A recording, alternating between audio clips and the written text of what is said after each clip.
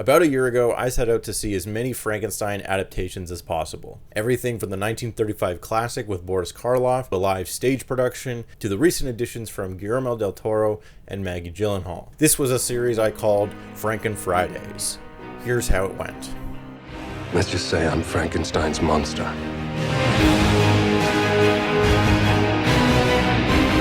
Say it out loud. Frankenstein! Frankenstein. Frankenstein. My name, it's pronounced Frankenstein.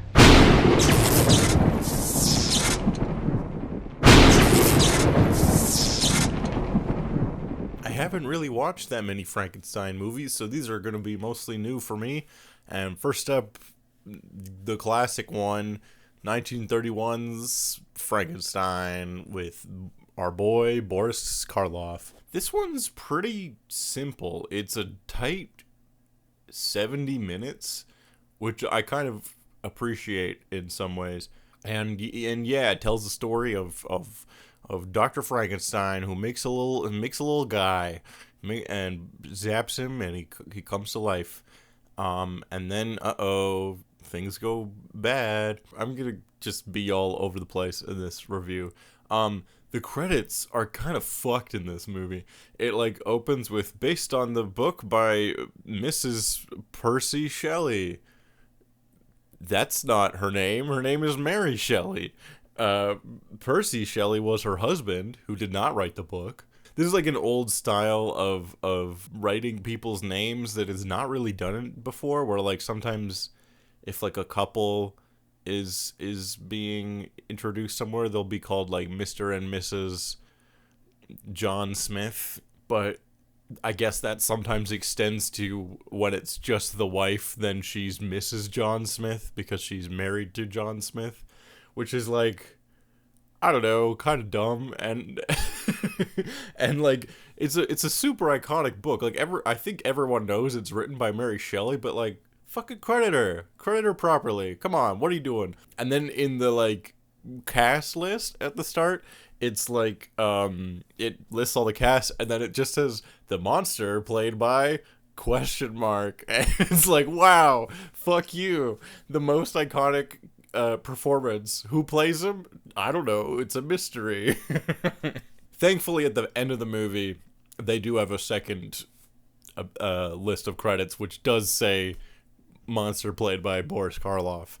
In case you were wondering who played the most iconic character from this movie. Anyways, this is a weird one because it's one of those that I've seen clips of a million times, and it's a lot of super iconic moments and scenes. But I never actually seen the whole thing all the way through, and sometimes that when you do that, it's a little bit underwhelming, and I think that's the case with this one for me. Don't get me wrong, there was some stuff I thought ruled. I loved all the set design. I thought it was great. The whole Frankenstein's lab was awesome. The way the thing lifts up into the sky to get zapped by lightning, super duper cool. That was great stuff. And yes, Boris Karloff is great in this role. It's a very physical performance. The way he moves is kind of weird, and the makeup effects are incredible. It looks so good. There's something about old movie makeup effects which I feel sometimes look better than current stuff. I think it's because it's older and grainier. It's not in 4K IMAX, so you can't see the seams as well. It all just feels like it doesn't even look like an effect. It looks like that's just a guy and he just looks weird. So that stuff all looks really good. And that helps to kind of complete the whole look of Frankenstein. And such an iconic look to a character that this is what the Frankenstein's monster will always look like, or if it doesn't, it's an intentional choice to make it look different. Even though it's not really, from what I understand, as described in the book at all. There's a lot of stuff that is in this that is not really in the book, from what I understand, other than some of the main basic premise. There's another thing too that is one you think of as one of the most iconic Frankenstein things, and it's not even in the book nor in this movie, is that Frankenstein, Dr. Frankenstein, he's got a hunchback assistant named Igor. Nope. And I don't think that's in the book at all, firstly. Secondly, In this movie, he has a hunchback assistant, but his name is like, it's not Igor. I forgot what his name was. But that, I think, happens in a later movie. So, like, because they made a zillion sequels to this. So, again, like, one of the iconic Frankenstein things. Not in this. Also, the scene with the blind man. Not in this either. That's, I guess, in one of the later movies. I'll find out, hopefully. I feel like this movie, partially for being really, really short, it kind of rushes through a lot of stuff. And we don't really get a lot of the big questions that the original book asks, which is like, what is it to play God? What does it mean to create a life? What would the implications of that be? What does it mean to be alive? All those kind of interesting questions they don't really spend time asking. There's a little bit of it, but not much. It's mostly Dr. Frankenstein being like, you think I'm crazy? Oh yeah? Well, could a crazy man dig up a bunch of bodies and then sew them together? And everyone around him is like, yeah. But his performance is also pretty fun. Of course, you have the iconic "It's Alive" scene, which is great. And then Frankenstein, the monster, is like alive, and he just kind of like bumbles around, and they're like, oh god, it's a monster. And he's like not really doing anything wrong for the most part. He like freaks out around fire, but that's because he's like, he has like the mind, like he's been alive for like 2 days. So he has the mind of like a child, basically. And he doesn't know what that is. And then they keep fucking flailing torches at him, and it freaks him the fuck out, because he's like, what the hell is that? And they're like, oh no, he's become violent. And it's like, no, he's just scared. He doesn't know what the fuck is happening. So I sympathize with the monster. And then there's this scene with a little girl, which is iconic and kind of rules. This is some of the stuff that I thought was actually like very good. The little girl doesn't like really understand who he is, but is not threatened by him, and very innocently is like, want to play with these flowers with me, and just starts like throwing them in the lake nearby. And like she's like, look, they float. And Frankenstein like copies her, and then he's like, great, this is fun, we're throwing shit in the lake, okay. And he picks up the girl and throws her, and then she drowns because she freaks out, and I don't know, maybe she can't swim, or the lake's deeper than it looks, or whatever. But it's like clearly an accident. Like he clearly didn't understand what was happening and feels bad about it, but then just like fucking books it.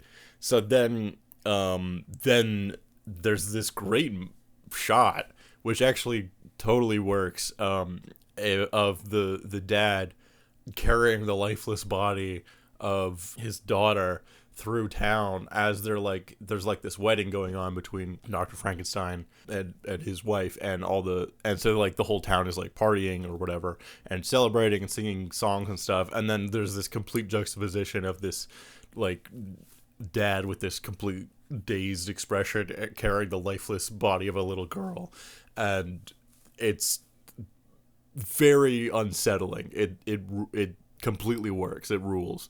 And then like a town is immediately like, okay, everyone, grab your torches, we're doing the mob shit. And then it's just a big mob chasing Frankenstein through and they burn down the windmill and kill him. And that's the movie.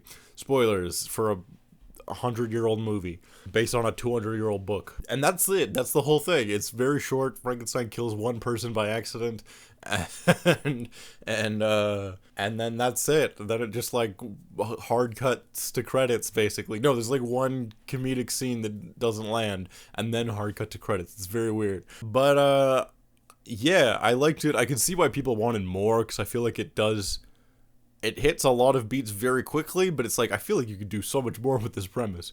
But luckily, they made a bunch of sequels, so they did. I'm very excited to check out Bride Frankenstein, which I will do next episode.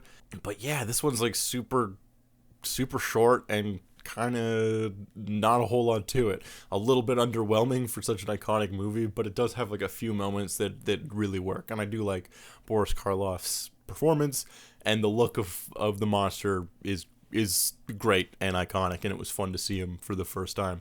There's also something funny that some of these older movies do, where this is 1931, so it's very early in the like sound talkie period of cinema, and so there's not like any music pretty much at all throughout the whole movie, which is gives it this like kind of weird vibe because you're so used to having music in movies, that like when Frankenstein's monster first like appears on screen, you're expecting like a big sting or the score is gonna like ba-ba or something, but there's nothing. It's just silent, which, I mean, maybe that was the point to like just let the creature design speak for itself, but it just feels like slightly off.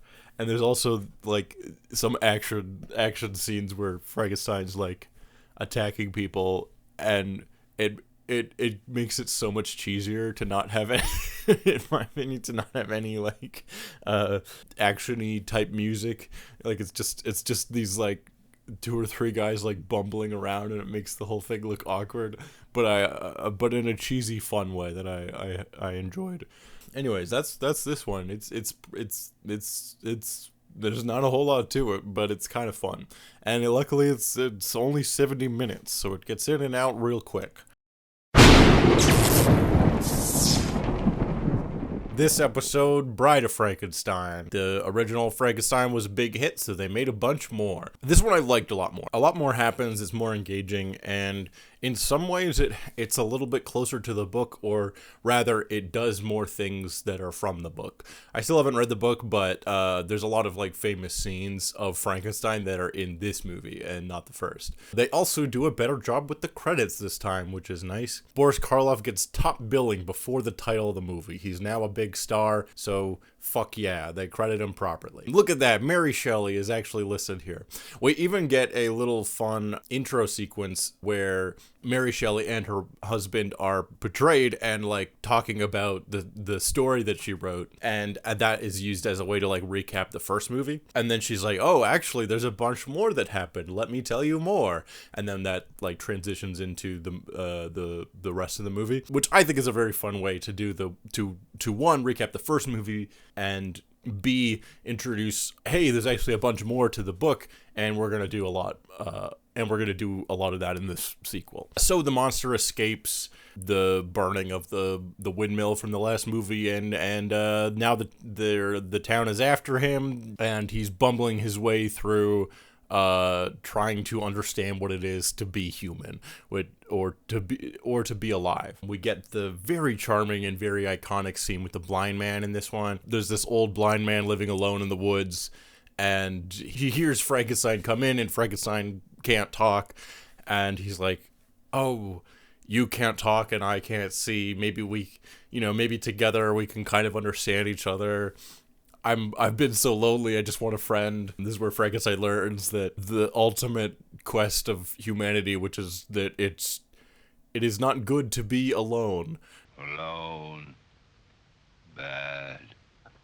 Friend. Good. It's a very charming little sequence. Frankenstein starts learning to talk. Also, I'm going to call the monster Frankenstein because I don't care. Everyone knows it's the doctor. But sometimes I'm just going to call the monster Frankenstein.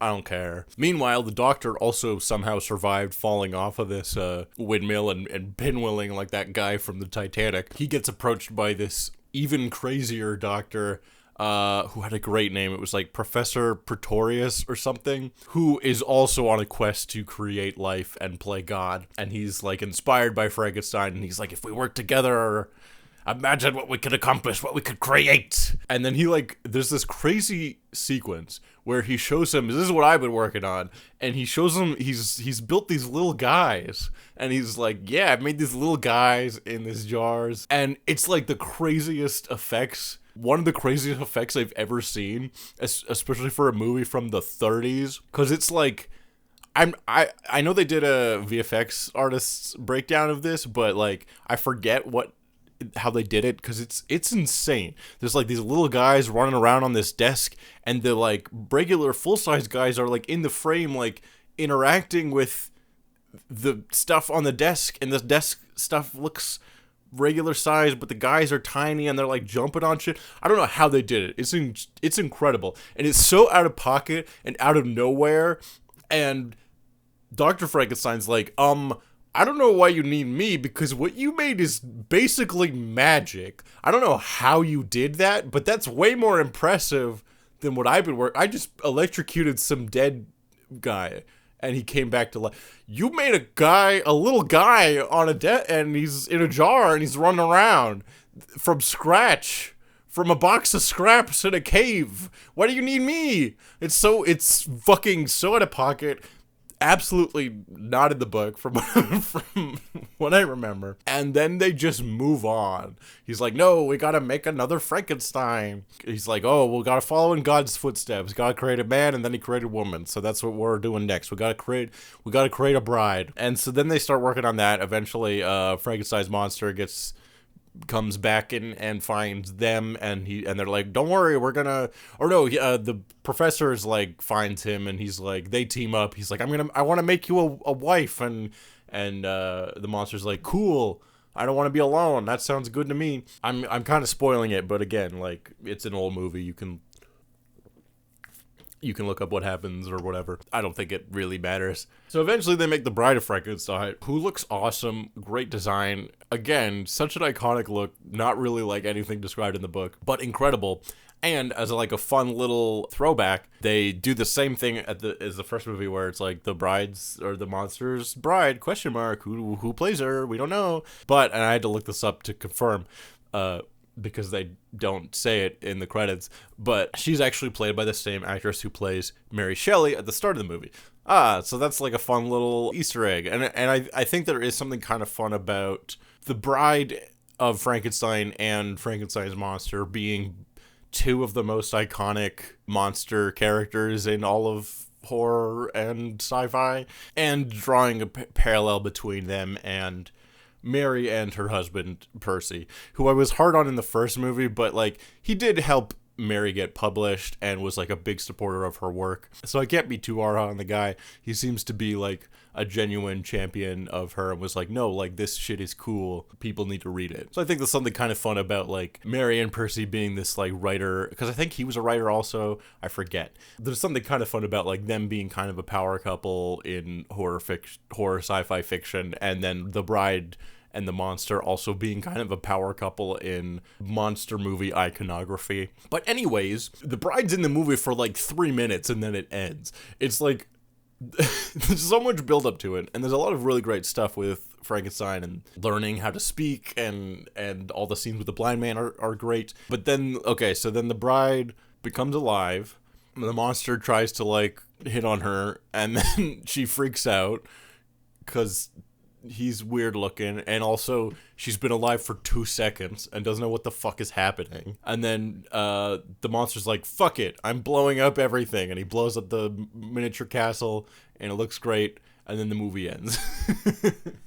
And it's like, oh, okay, that's it, I guess. Another like short, under 90 minutes. But I think I had a lot more fun with this one, because one, crazy out of pocket miniature tiny little guys running around effects that blew my mind and look insane and hold up better than most current day. Like, it looks so good. I can't explain it. And also just more scenes with the monster interacting with people and doing shit and learning what it means to be human and what it means to be alive, and like finding universal truths, like it's bad for people to be alone and you need friends to kind of get through the horrors of life. Like, there's a lot of compelling stuff in this one.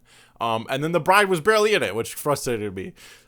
There's a billion more sequels to this, so I don't know if she like ends up showing up in a later movie, but like for such an iconic character who gets like, again, like parodied and the iconography of the design gets reused time and time again. She's barely in it. She's in it for like 2 minutes and then the movie ends. So I don't know. Let me know in the comments or something if she shows up in a later movie, and maybe I'll watch that. But I do want to check out some of the other versions of the story and other adaptations. But maybe I'll go back and watch some more of the old classic ones, because I do think there is something kind of fun about this era. So that's this one. I liked it. I wish there was more with the Bride, but the stuff we got with the main monster was all excellent, and some crazy effects that are completely out of nowhere, and then they barely address them again. It's nuts.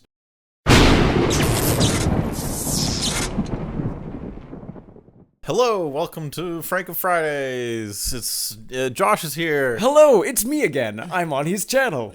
Yay! Yay! I'm here in England, Winchester, with you. It's amazing. You came all the way out here to see the theatrical production of Frankenstein that I was a part of. I was lucky enough to be in Winchester, in the UK. Yes. It's a long way to come. Yeah, it was worth it.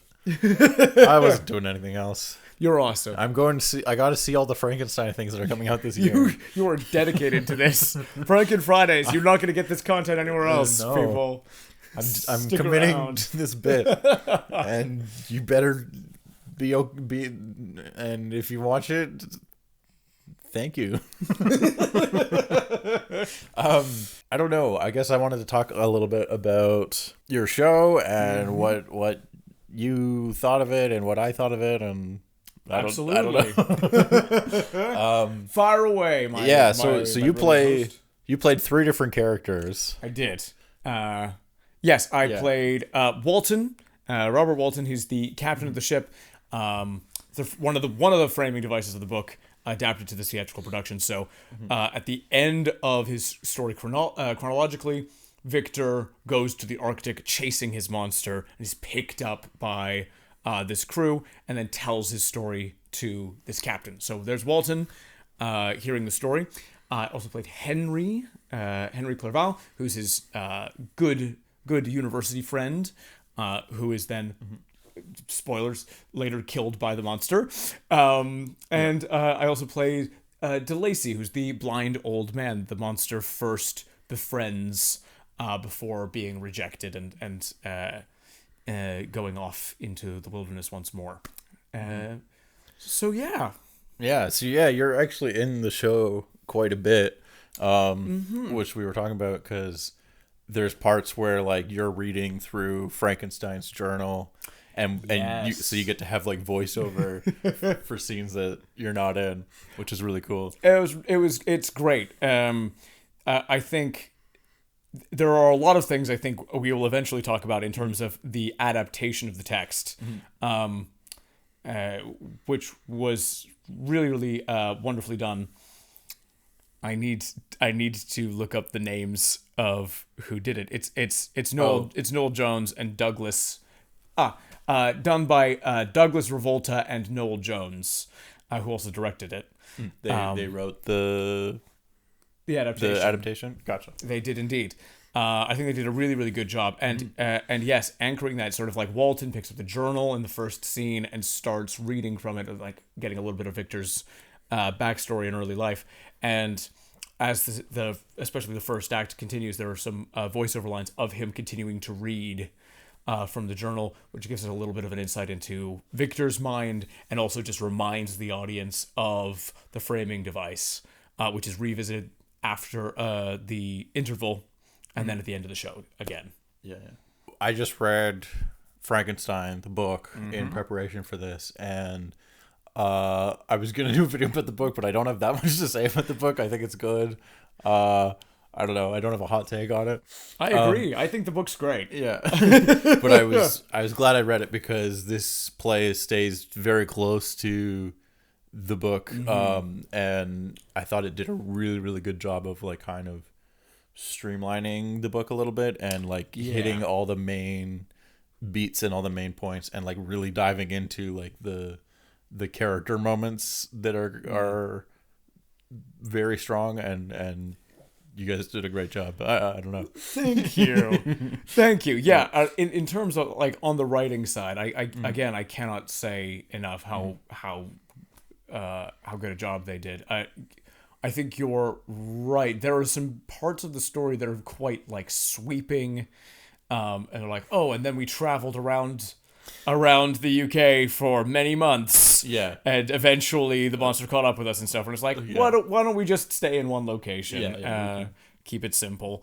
Streamlining a lot of characters, and then really focusing in, like you say, on those like the most impactful scenes from the book are almost entirely here.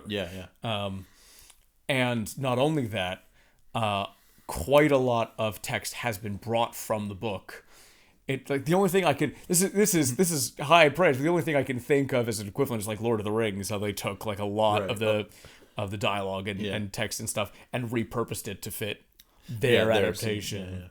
Because I know Lord of the Rings did a lot of like, even if their scene was a little bit different, they try to take lines from the book from a different scene so that it was still felt authentic. And this kind of has the same flavor, where I noticed a ton of the dialogue and a lot of the scenes seem to be almost straight from the book, but even scenes that were different definitely had the same like flavor of the original. So. Yeah, and the writing around that is blended in, or done in the style and well enough that if you if you're not looking for it, you're not gonna notice. More or less. Mm-hmm. I also liked that you managed to like squeeze in a few extra scenes in a way where there are some scenes where like I said, you were narrating part of his journal while we're seeing other parts, and there are like some scenes where there's like one thing going on in the foreground and then Victor's up to some shenanigans in the background, which I loved as well. The show's 2 hours roughly. It's just under 2 hours. Yeah, so it's not crazy long. 55 minutes. It's one of the advantages of the medium, and I wouldn't have thought of it doing if I was, adapting it. But there are some fun little extra scenes, little moments. There's one in Act 2 which I'm particularly fond of, where Henry is walking with Elizabeth in the gardens, and it's a nice, light-hearted, sweet little moment. It's a breath of fresh air in the midst of a lot of darkness. Elizabeth's like getting ready to be married to Victor. And it's like, oh, this is kind of nice. Yeah. You're the most beautiful woman in the world, and like everyone will be jealous of Victor when you guys get married. And like all of this stuff is happening in the foreground, and we're like, oh, how lovely. And in the background, Victor is making the bride. Yeah. And it's this like horrifying manic scientist thing happening. And he goes, oh, and Victor's getting some fresh air and he'll be back soon, and it's like, no, he's not getting fresh air. The irony of that's fun. I loved all that stuff. That was one thing we were talking about too, is that one of the changes I loved is that we got to see the bride animated a little bit. In the original book, like Victor panics before animating the bride and just destroys her, and that's the final thing in the coffin for like the monster. The monster's like, okay, then I'm gonna kill everyone you love. But in this we get to see her animated briefly, and I loved that little sequence with them. From talking to everyone else, from my own experience of doing it in rehearsals and seeing them do the scene, it hurts so much more to see the monster have his desires fulfilled, to see him be happy and excited, and for her to come into being, and she's new and innocent and then seems to be in love with him as well. And to see it's like, oh, this is what it's going to be. Like, these two are going to be together, and it's the fulfillment of everything the monster wants. And then Victor brutally rips her heart out of her chest and kills her. And the desolation that the monster feels and his commitment to vengeance feels that much more earned. Like, you really get why he goes and kills everybody that Victor loves after that. It's like, oh, man. It's like, I've always kind of sympathized with the monster, and it's like, he just wanted a girlfriend. He wasn't that bad. But then you took the one possibility of happiness away from him, and he's like, fuck you, dude. I agree. I'm very sympathetic to the monster. My sort of thing I say, because the monster's not blameless. Like, he hurts a lot of innocent people. Yeah, he kills a child at one point. Yeah, it's not good. Yeah. And my thing with the monster is like, just kill the guy you're mad at. Yeah. Dude. Like, just kill Victor, leave everyone else alone. But it's a tragedy, and the two of them are very flawed. Yes. So that's super interesting. Oh yeah, I wanted to talk about your death scene, and you went for it. Yes. And it looked like you had a lot of fun, like rehearsing that and planning it and choreographing everything. Oh yes. Tell me about it. There will. Oh Oh, no. God damn it. 1 second. Yep. Cut this. Nope. It's all staying in. No. What, you don't know who worked on the play you were in for 2 weeks? Is Will. I know his name is Will. Is it this one? Will Pickering? No, because Will Pickering did the score, but the fight scenes were done by a different Will. Oh. Yeah. That's not on here. This is why. Why do I need to enter my passcode to fight director? Will Rogers. There we go. Okay. Sorry about that. Yeah. We got it. The fight directing was done by a fantastically talented gentleman named Will Rogers, and it's like it's really basic stage choreography, like stage fighting in terms of like they're very simple moves that are done, and we just got to rehearse them to to death. So Ed Morris, who plays the monster, and myself as Henry, we have this very, very fun scene. It's my favorite thing to die on stage. I love it. Yeah, it looks like a lot of fun. It's so much fun. But it also looks horrifying. But that's the thing. It's like, it. And every time someone was like, "Oh my god, your death was so horrible," I'm like, "Yes, I affected you." So yes, he gets his hands around my neck and does a strangle. And the beautiful thing that we were just that was gifted to us is that he strangles me and has an entire monologue while he's strangling me. So he's got a lot of text to get through, which means there can be a lot of thrashing. There can be a lot of like trying to get away, and you know, he gets me with one hand at first, and then he brings in his second hand. I use my core strength to be lifted up off the ground, and then he puts me, like, slams me back on the ground, and then I'm dead, and I get to lie there with my eyes open for a couple of minutes. Before being dragged off stage. Tell me what that was like for you as an audience member. Well, I mean, it was intense. I know you're an actor, and so I know you're having fun doing it. But it is like, and it's what I liked about the scene is it's like it's long enough that it feels plausible that you were choked to death, because in real life that would take a while. Yeah. So it's like, it's still going. And then I did have to, like, because I was sitting the second row behind, so I couldn't quite see your face, but I did have to lean in and check to make sure you were breathing, just to be like, yep, okay, he's still alive. Just checking, making sure something didn't go horribly wrong.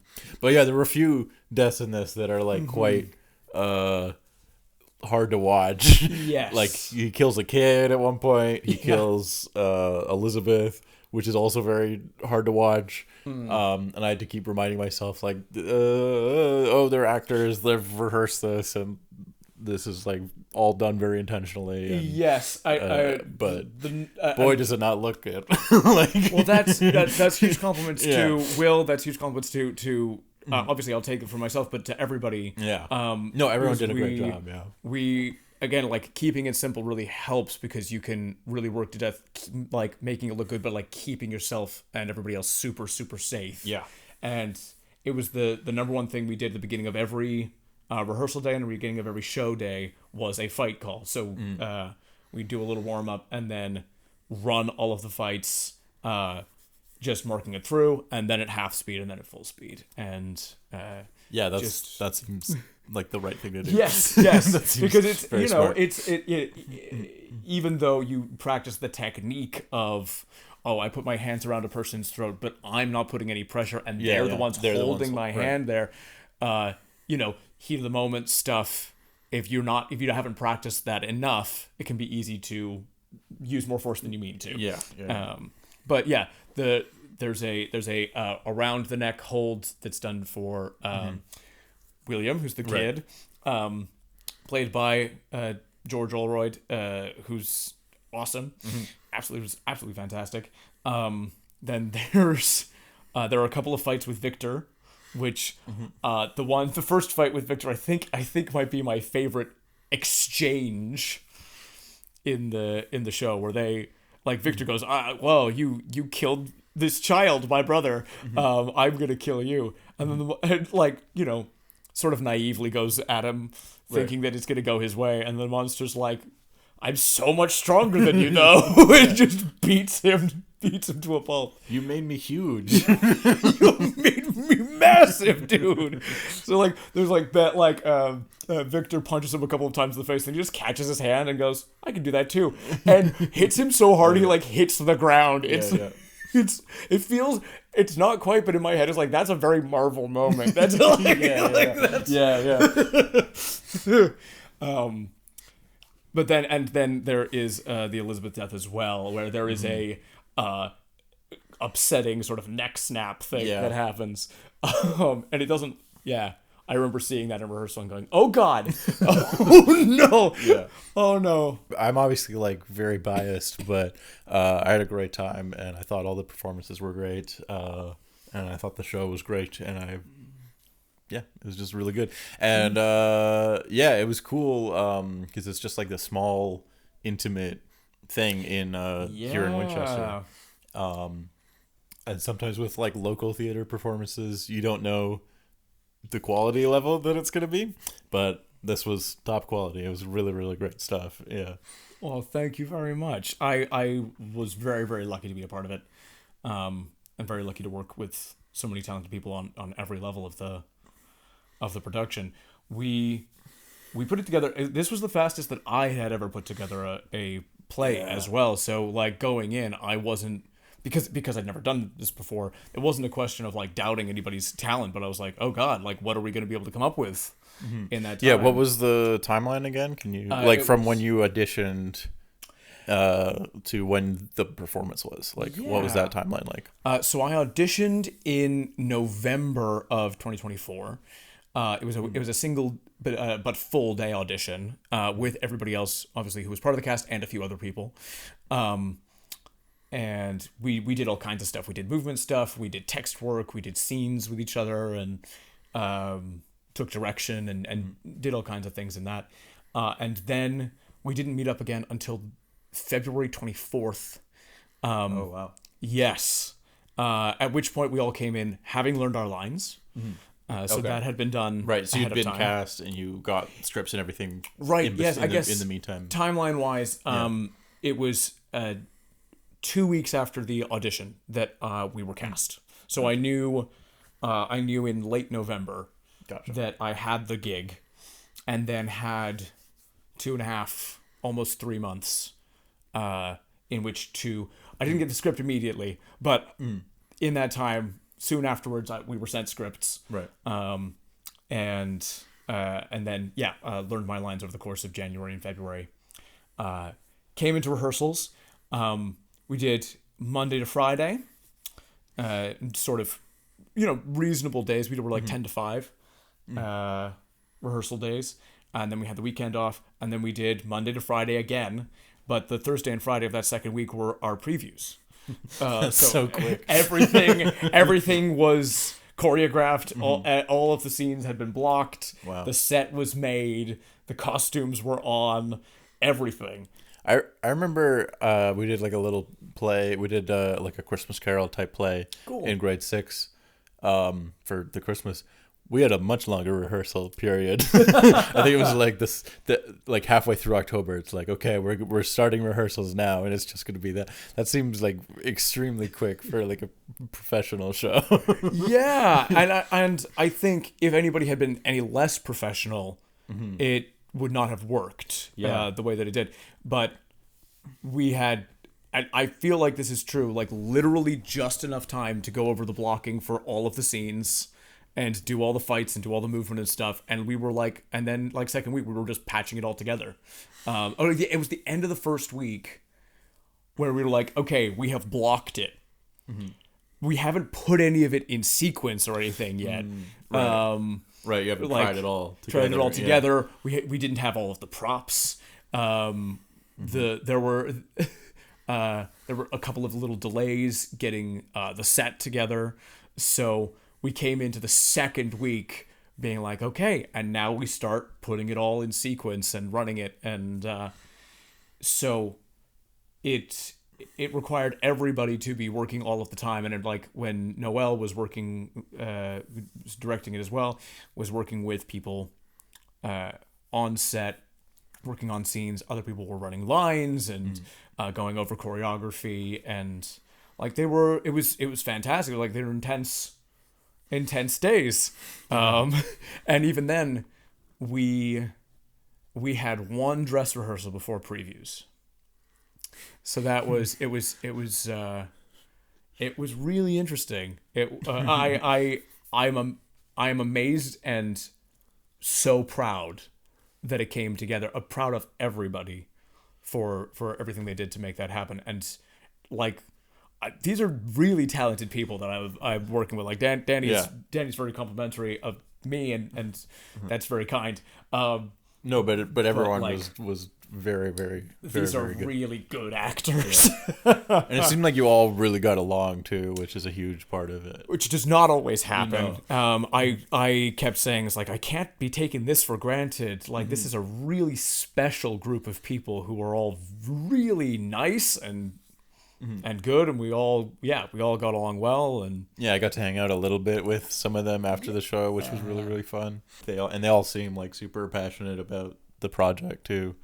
It's easy to be passionate about this one. Not only is it just a fantastic story, and a fantastic adaptation, but Noel and Harriet and everybody at the Nutshell and Discarded Nut Theatre Co. who put it together are such lovely people and are so consummate as artists and in everything that they do, that it filled us with so much confidence. Like, oh, it is safe to invest emotionally in this project because we know that it's going to be good. We know that our work is valued.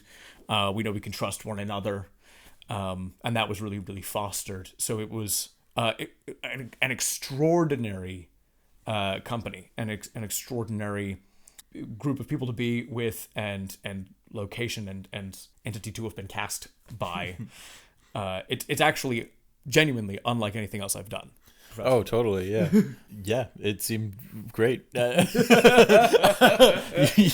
put it better than I could. I'm trying to think if I had any other questions. I don't know. Ask me about super secret behind the scenes things. Is there any wacky anecdotes from behind the scenes? Who played the best prank? Oh God, I can tell you. I can tell you. Go ahead then. Well, they're low. These are low-level pranks because I find most pranks are really just people being assholes to each other. But I will tell you this, because it was making everybody laugh so hard, was Felix Price, who plays many, many other characters as well. He was one of the other multi-role supporting parts. So good. He plays Ernest, one of Victor's other brothers, in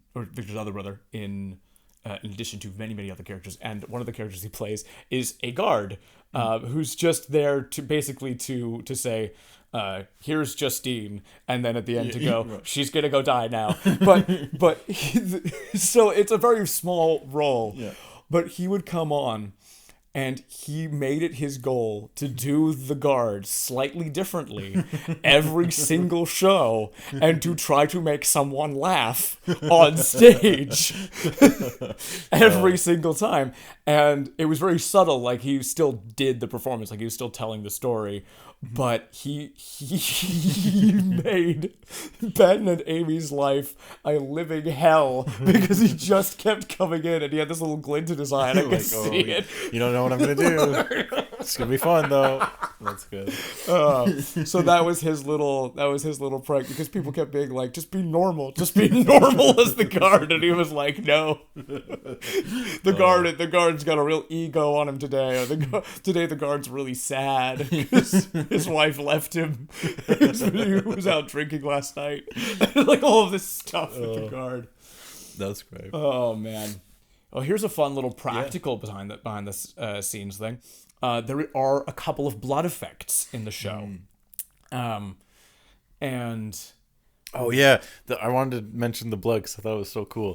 Tell me what you. Yeah, just that Well, yeah, Victor, or the monster, when he gets like first created, he's like all bloody and has all this like body paint on him, and then like it just like ends up on the floor and all over the stage and stuff. And then like as the show goes on and like it's on Victor's hands because he's touching the monster and stuff, it just like ends up on every other character's like costumes and stuff. And I thought that was like such a great little touch, because I know it's like sort of, there's only so much you can control with like there just being body paint everywhere. Yes. So some of it is just gonna happen, but it worked for the story too, because it's like, oh, Victor's the him creating this monster means there's blood on his hands, and every death that happens leads back to being his fault, and it affects everyone else around him. And I thought that was such a cool little motif throughout. I gotta give credit to M, whose surname is, I will credit this person properly, of course. I need to enter my passcode again. I need to give full credit to Emily Brent, who did hair and makeup for the show. She did such a fantastic job from day one of the body paint on the monster, of like giving him that sort of like grafted, bloody look, and it just got better and better over the course of the run. And yes, the stage is painted white, so the monster's body paint, it was started to affect the stage, and then to affect everyone's clothes. Some of it was unintentional at first. Like there was an element of happy discovery to it, of, oh God, look at these white shirts we put these people in. They immediately get red on them. They've got red on them. Yeah.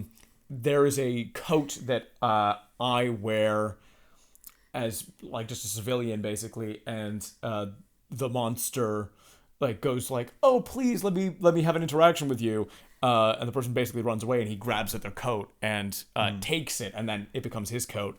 The result of which, over the course of many days, is that his body paint's on the inside of the coat, and I then wear the coat again, which means that I get so much body paint like on the. So yes.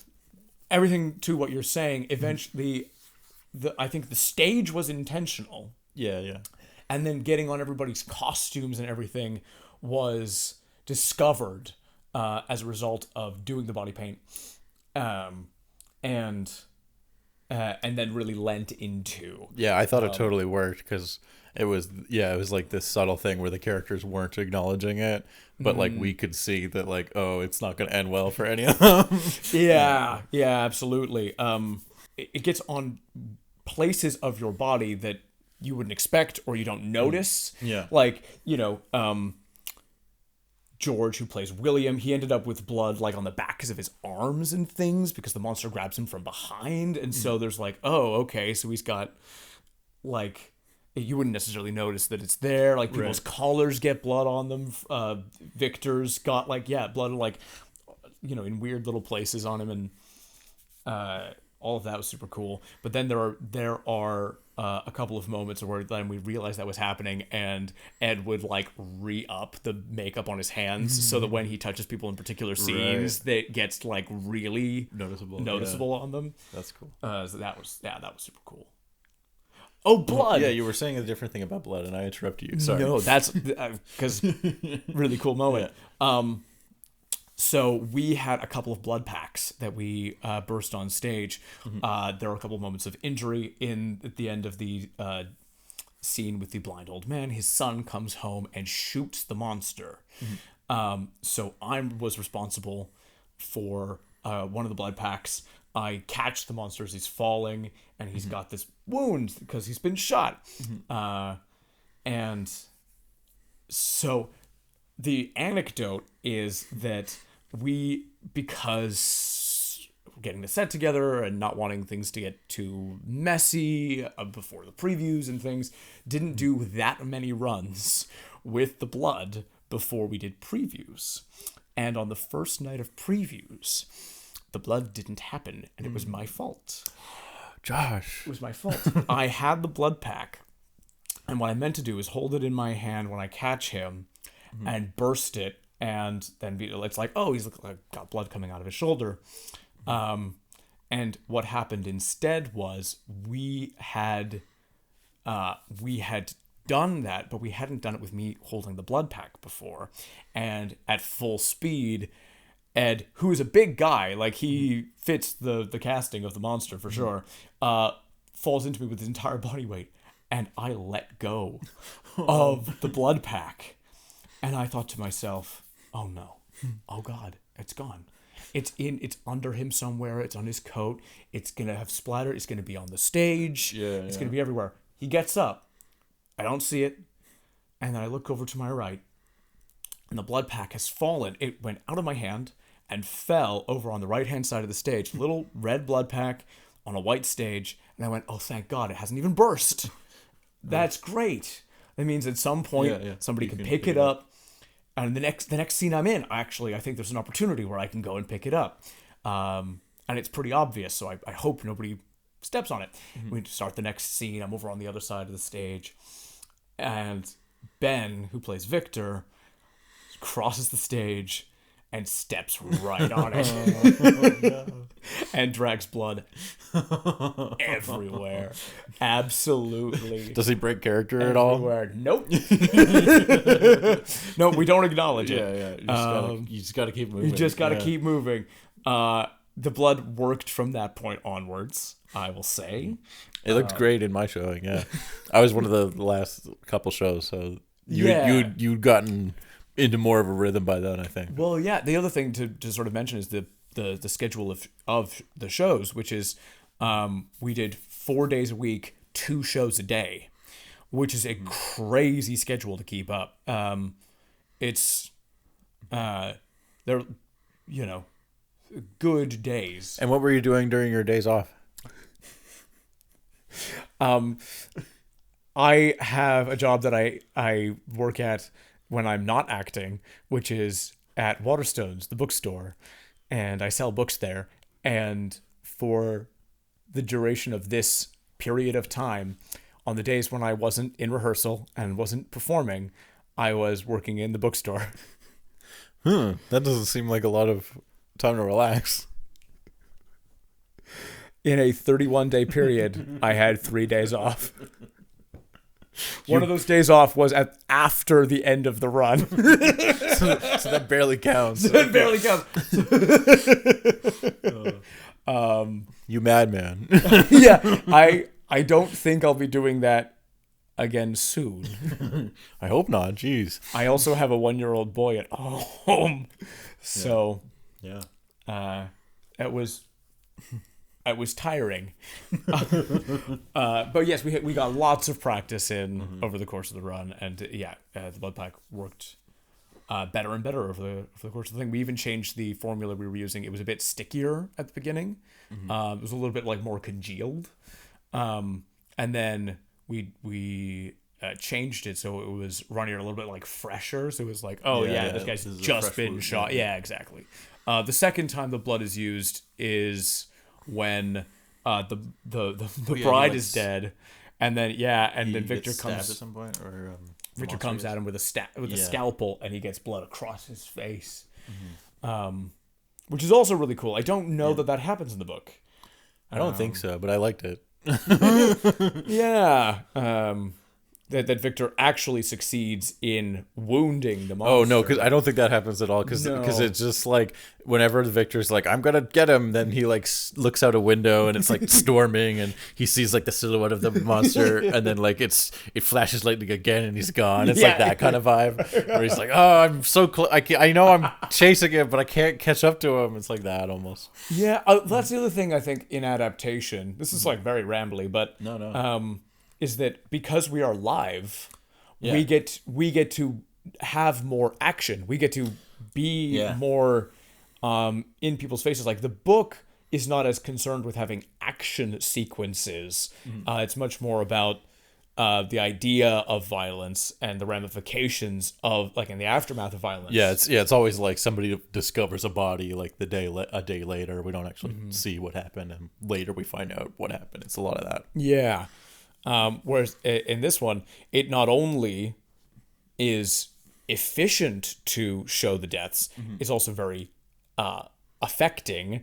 And we're in this very tight, intimate space in the Nutshell Theater, great space. which means the deaths are happening really close to the audience. Like part of the thing, I think that makes it really rough to see the death of a child is that it's happening right in front of you, right there, and you're like, should I do something? Right, I'm watching a show. Oh yeah. My death, which I'm so pleased with every aspect of, happens downstage, stage right in the corner at people's feet, basically. Yeah. And so he's strangling me. Not all the audience can see it, but the people nearby can see everything. Mm-hmm. They're like, it was the equivalent. And it felt like you did a really good job. Sorry, I'm interrupting again, but of like blocking everything so that like every audience member got to see very close up of a significant moment, if not like multiple.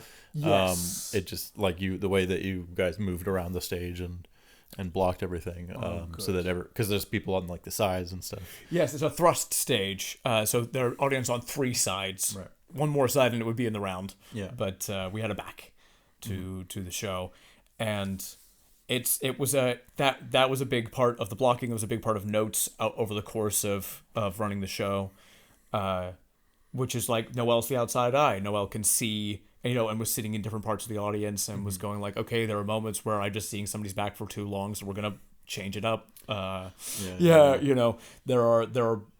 If I'm sitting here, I get more of this person's face, and that's just what it's going to be for an audience member. Like, some people will just see more of Victor. Some people will see more of the guard. But no, it felt like it was planned out well to give everyone at least a I think she did a good experience, But sorry, you were saying something and I interrupted you. I think I was mostly done. Okay. Was there anything else you wanted to mention? Do you want to do it again? Yes. The number one thing the rest of the cast and I were saying is like we were loving doing the show so much. We're loving being together and being this group, and audiences seem to be enjoying it. We sold out a really good number of the shows. Like we've got fantastic reviews, very, very lovely reviews.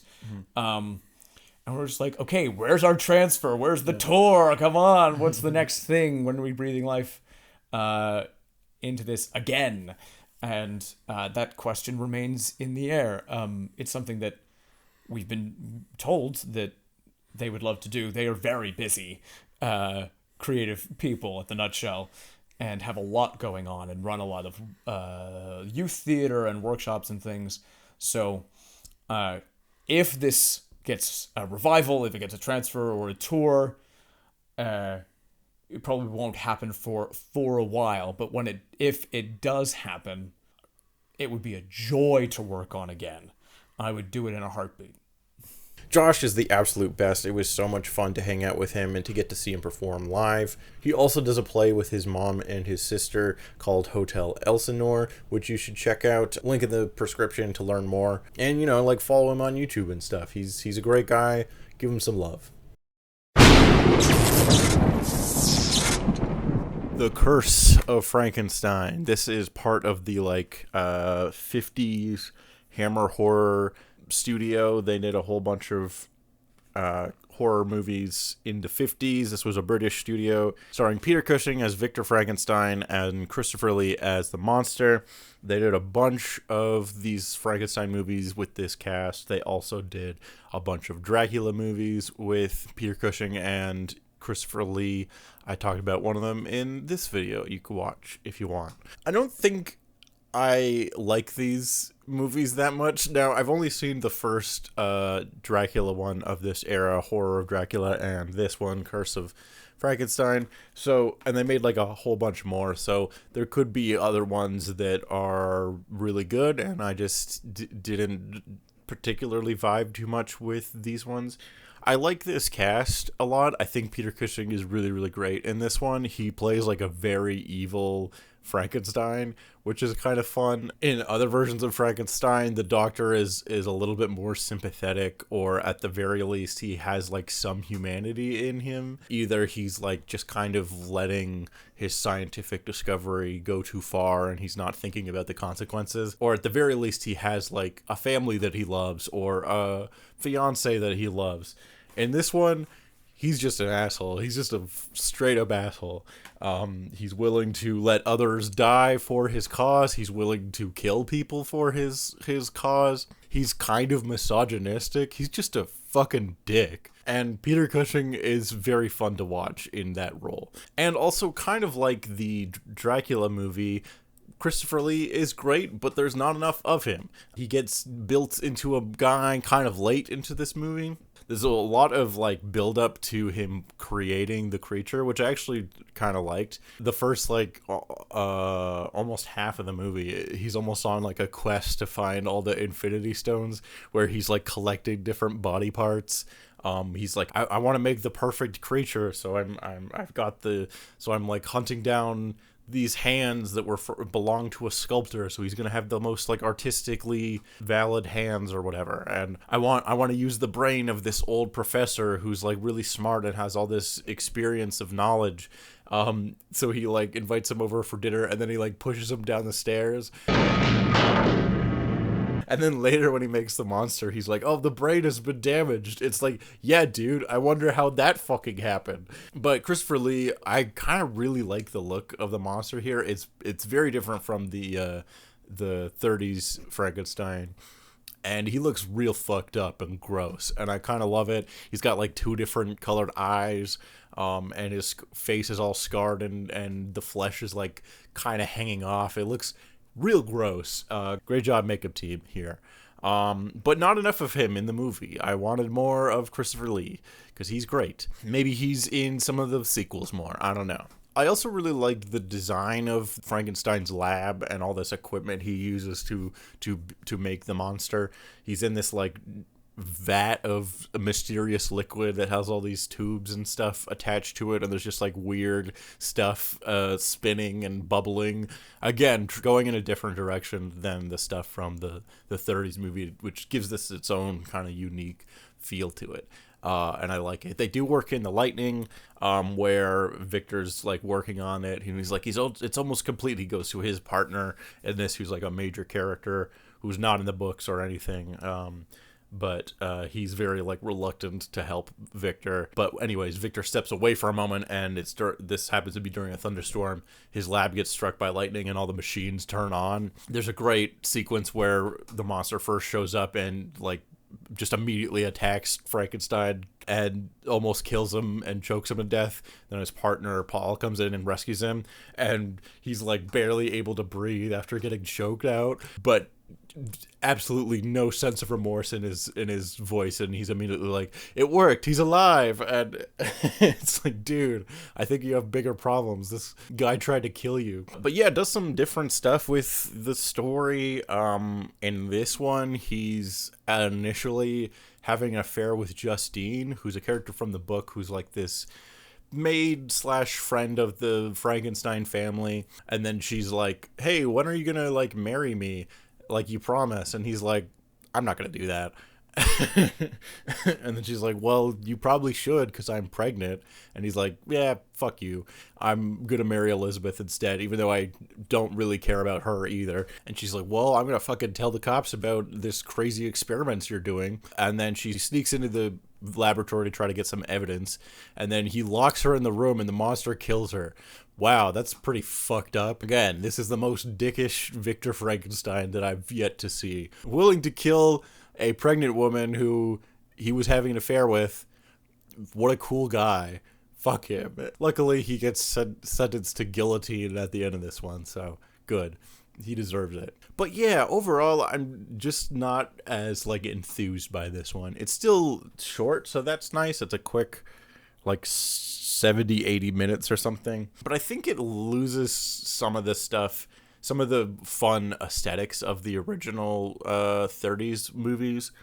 It's not just the black and white. The production design is great in those, and they also are just like way better at using shadows and lighting to make to really build atmosphere. Everything just looks fucking cool. And these Hammer ones, like, they were allowed to be in color and they could use more blood, so they kind of lean into it being colorful, and I don't know that it always kind of works. Like, everything feels overlit in a lot of these sequences when it should be like this gothic dark setting. Like, even nighttime scenes, it's still bright. I don't know. I don't think it quite works for me. At least I don't think I like this aesthetic as much as I think the 30s movies have a classic feel to them that also is strangely timeless, you know? So, I don't know. I like Peter Cushing. I wanted more of Christopher Lee. And there's some stuff that I kind of like in this one, but overall, it's not my favorite. And that's, I think, mostly all I got to say about this one. What are your thoughts? Are you a fan of the Hammer horror series? Is there another Frankenstein from this era that I should check out? Let me know in the comments.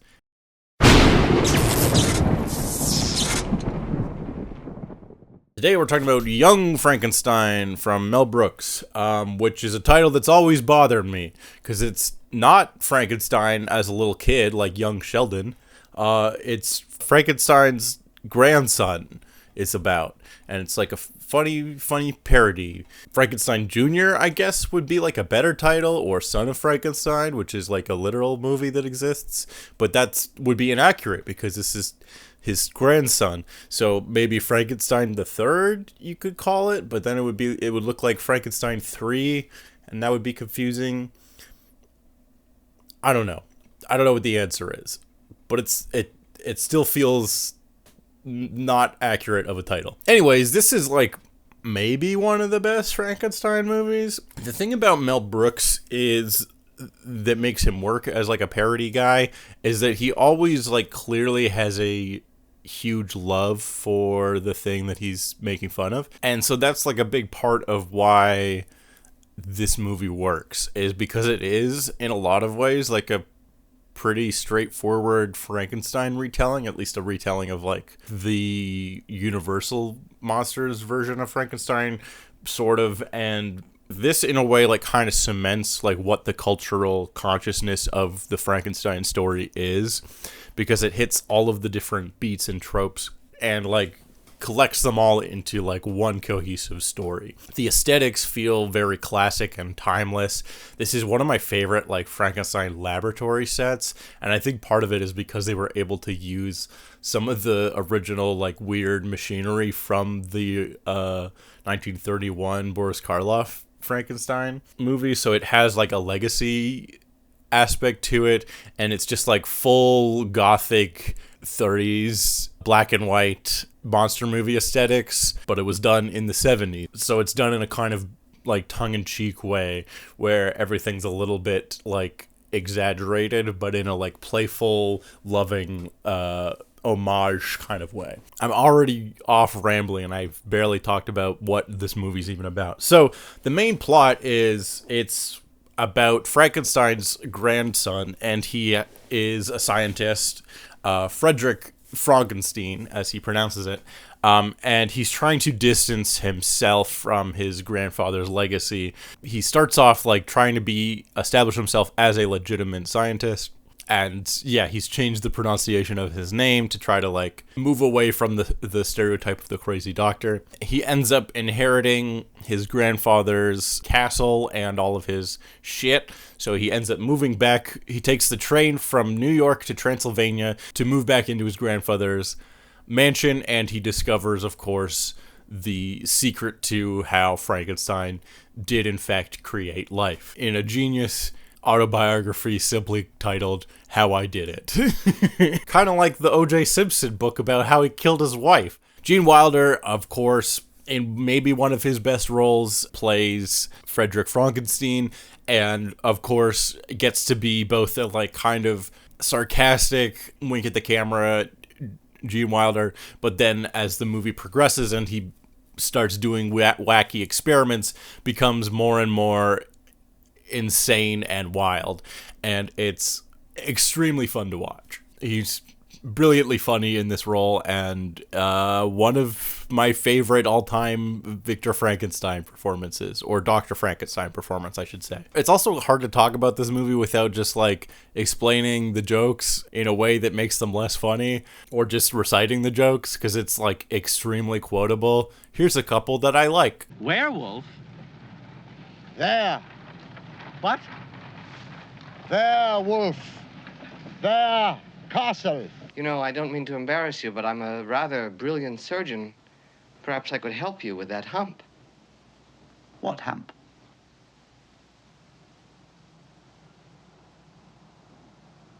Let's go. Very stupid humor that is exactly my kind of thing, and very silly, but I love it. The whole cast is great, but I also wanted to highlight Marty Feldman as Igor. No, it's pronounced Igor.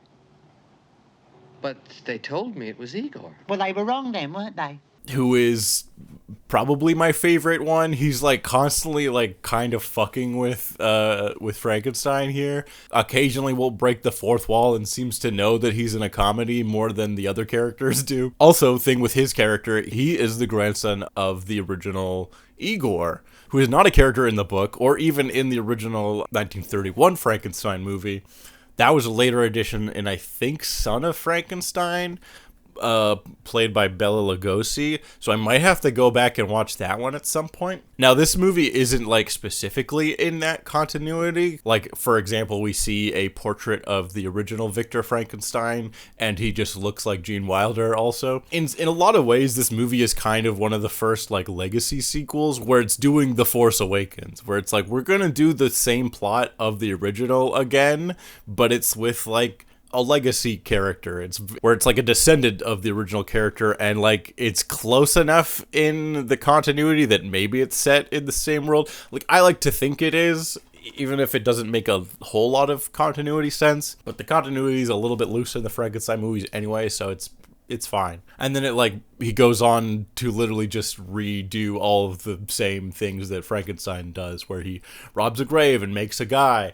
They do the whole bit, or the hunchback guy, or Igor in this one goes to steal a brain, but then he drops it because he gets scared of the lightning, and then takes an abnormal brain instead, which is a bit ripped straight out of the original 1931 Frankenstein. But Mel Brooks obviously saw that as like a great comedic opportunity, so he like expands it. Abby someone. Abby someone.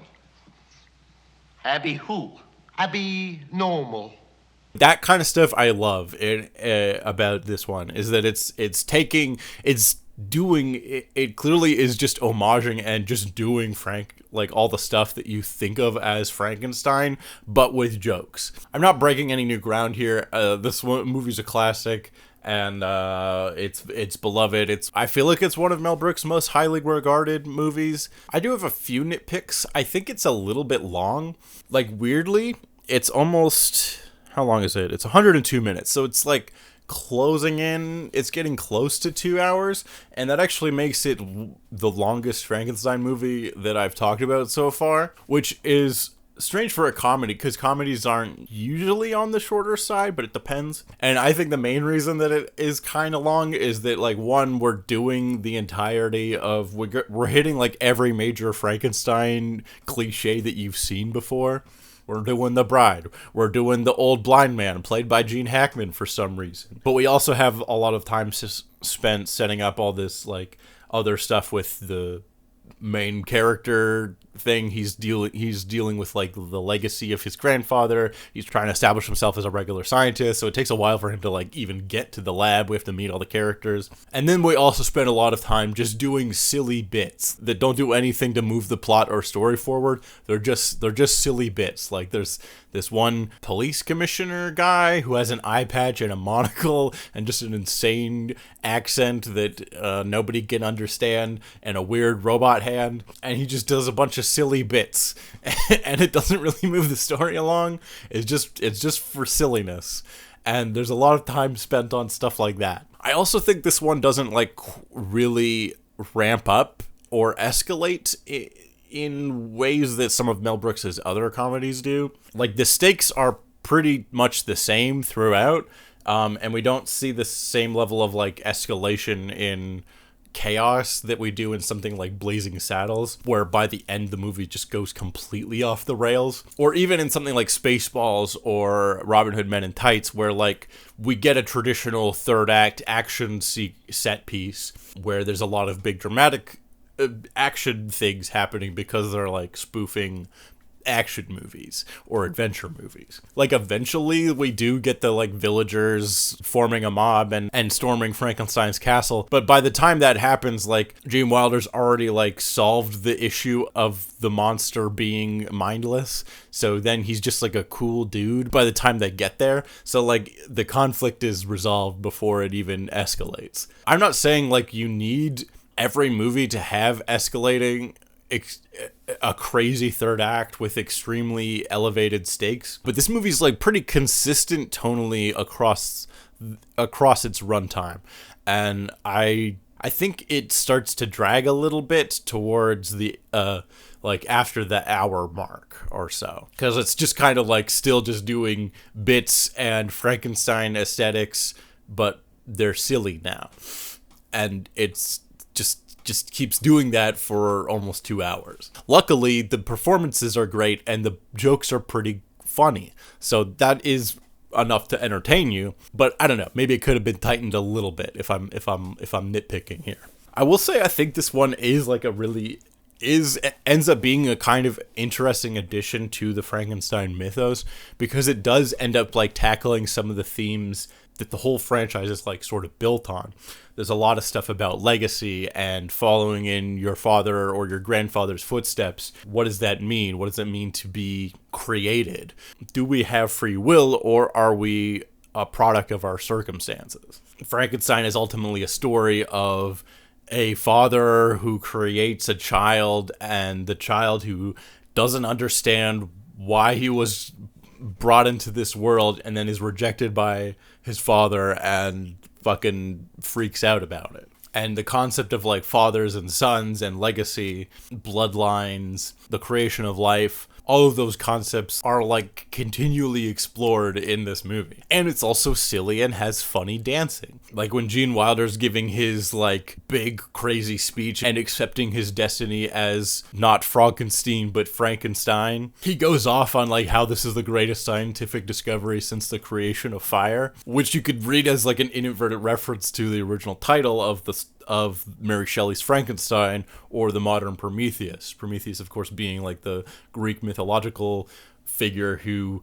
ascends to the heavens to bring fire down to mankind and is punished for it. Like it's in here. All the fucking themes of the original are in this movie, and that's I think one of the reasons it works is because it is kind of a legit Frankenstein adaptation, even though it's doing something very silly and very funny with it. But it obviously does have like a very big love and fondness for that story. There's also like so many things in this movie that I'm like, holy shit, that's from this. Like, you know the bam bam bam like sting, you know that sting that was in the fucking hamster surprised gopher meme from 25 years ago? That's from this movie. I thought that was like a classical it's from the score of this movie. That's just from this. What the fuck?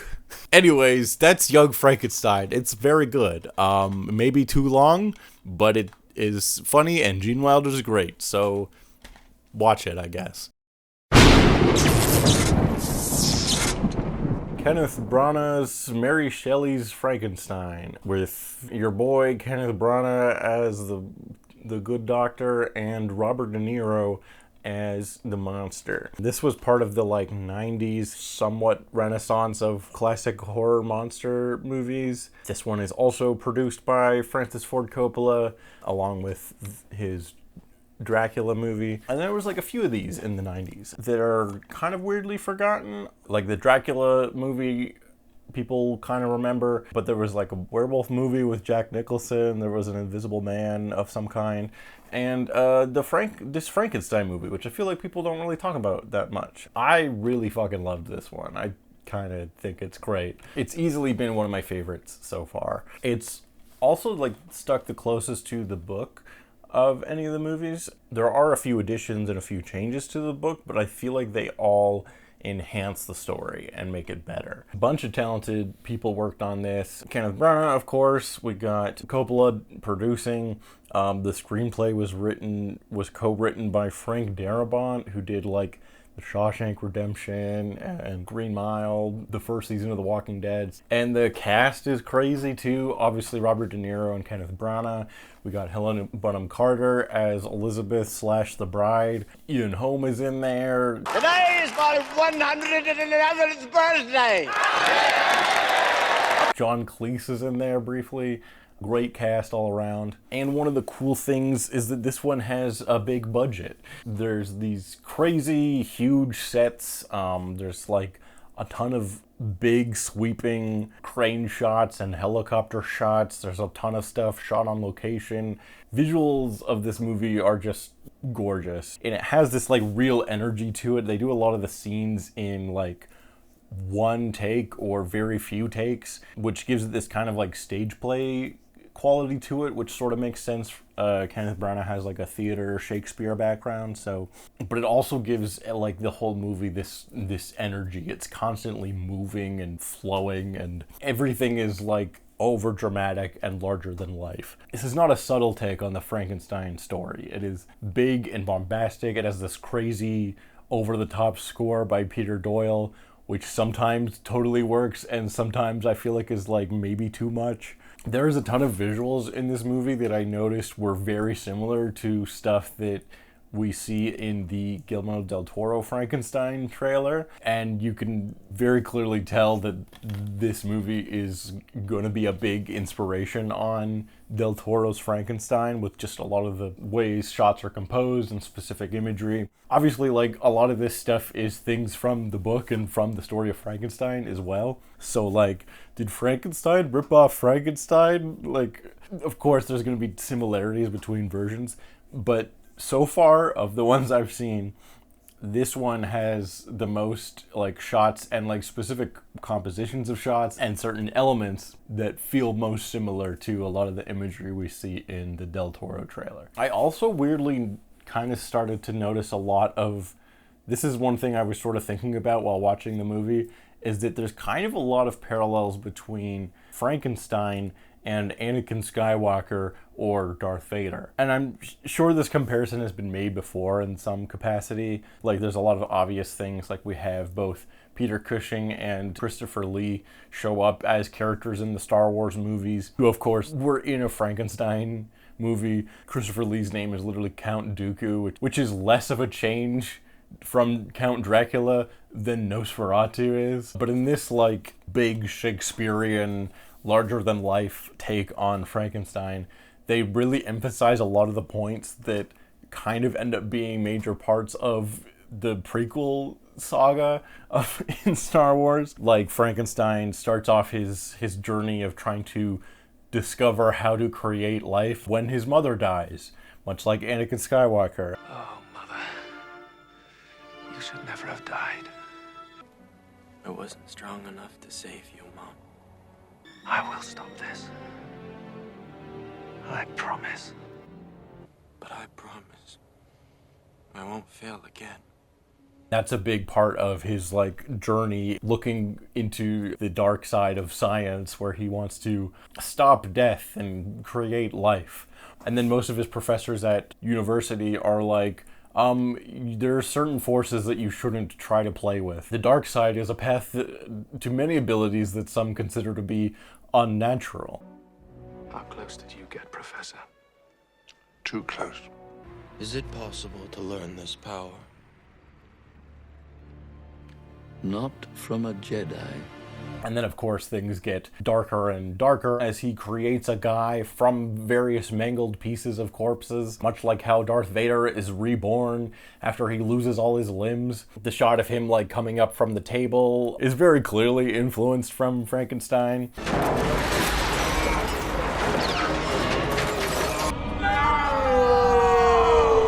We have other little motifs too, like the fire. Fire is a big motif in this one. It's been a thing in the other Frankenstein movies too. And then fire, of course, is the thing that creates Darth Vader as well. Victor Frankenstein has like a weird relationship with his adopted sister Elizabeth, and they're friends from a young age, but then like when they're adults they fall in love, and it's like a little bit creepy. Are you my sister? Sister. Friend. Lover.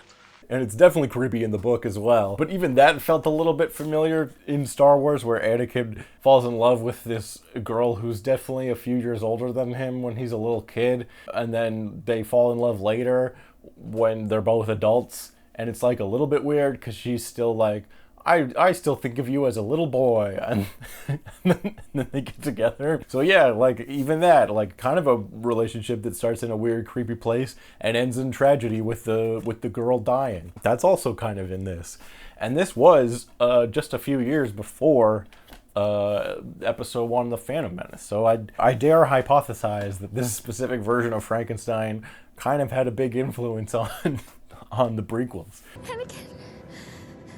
Breaking my heart.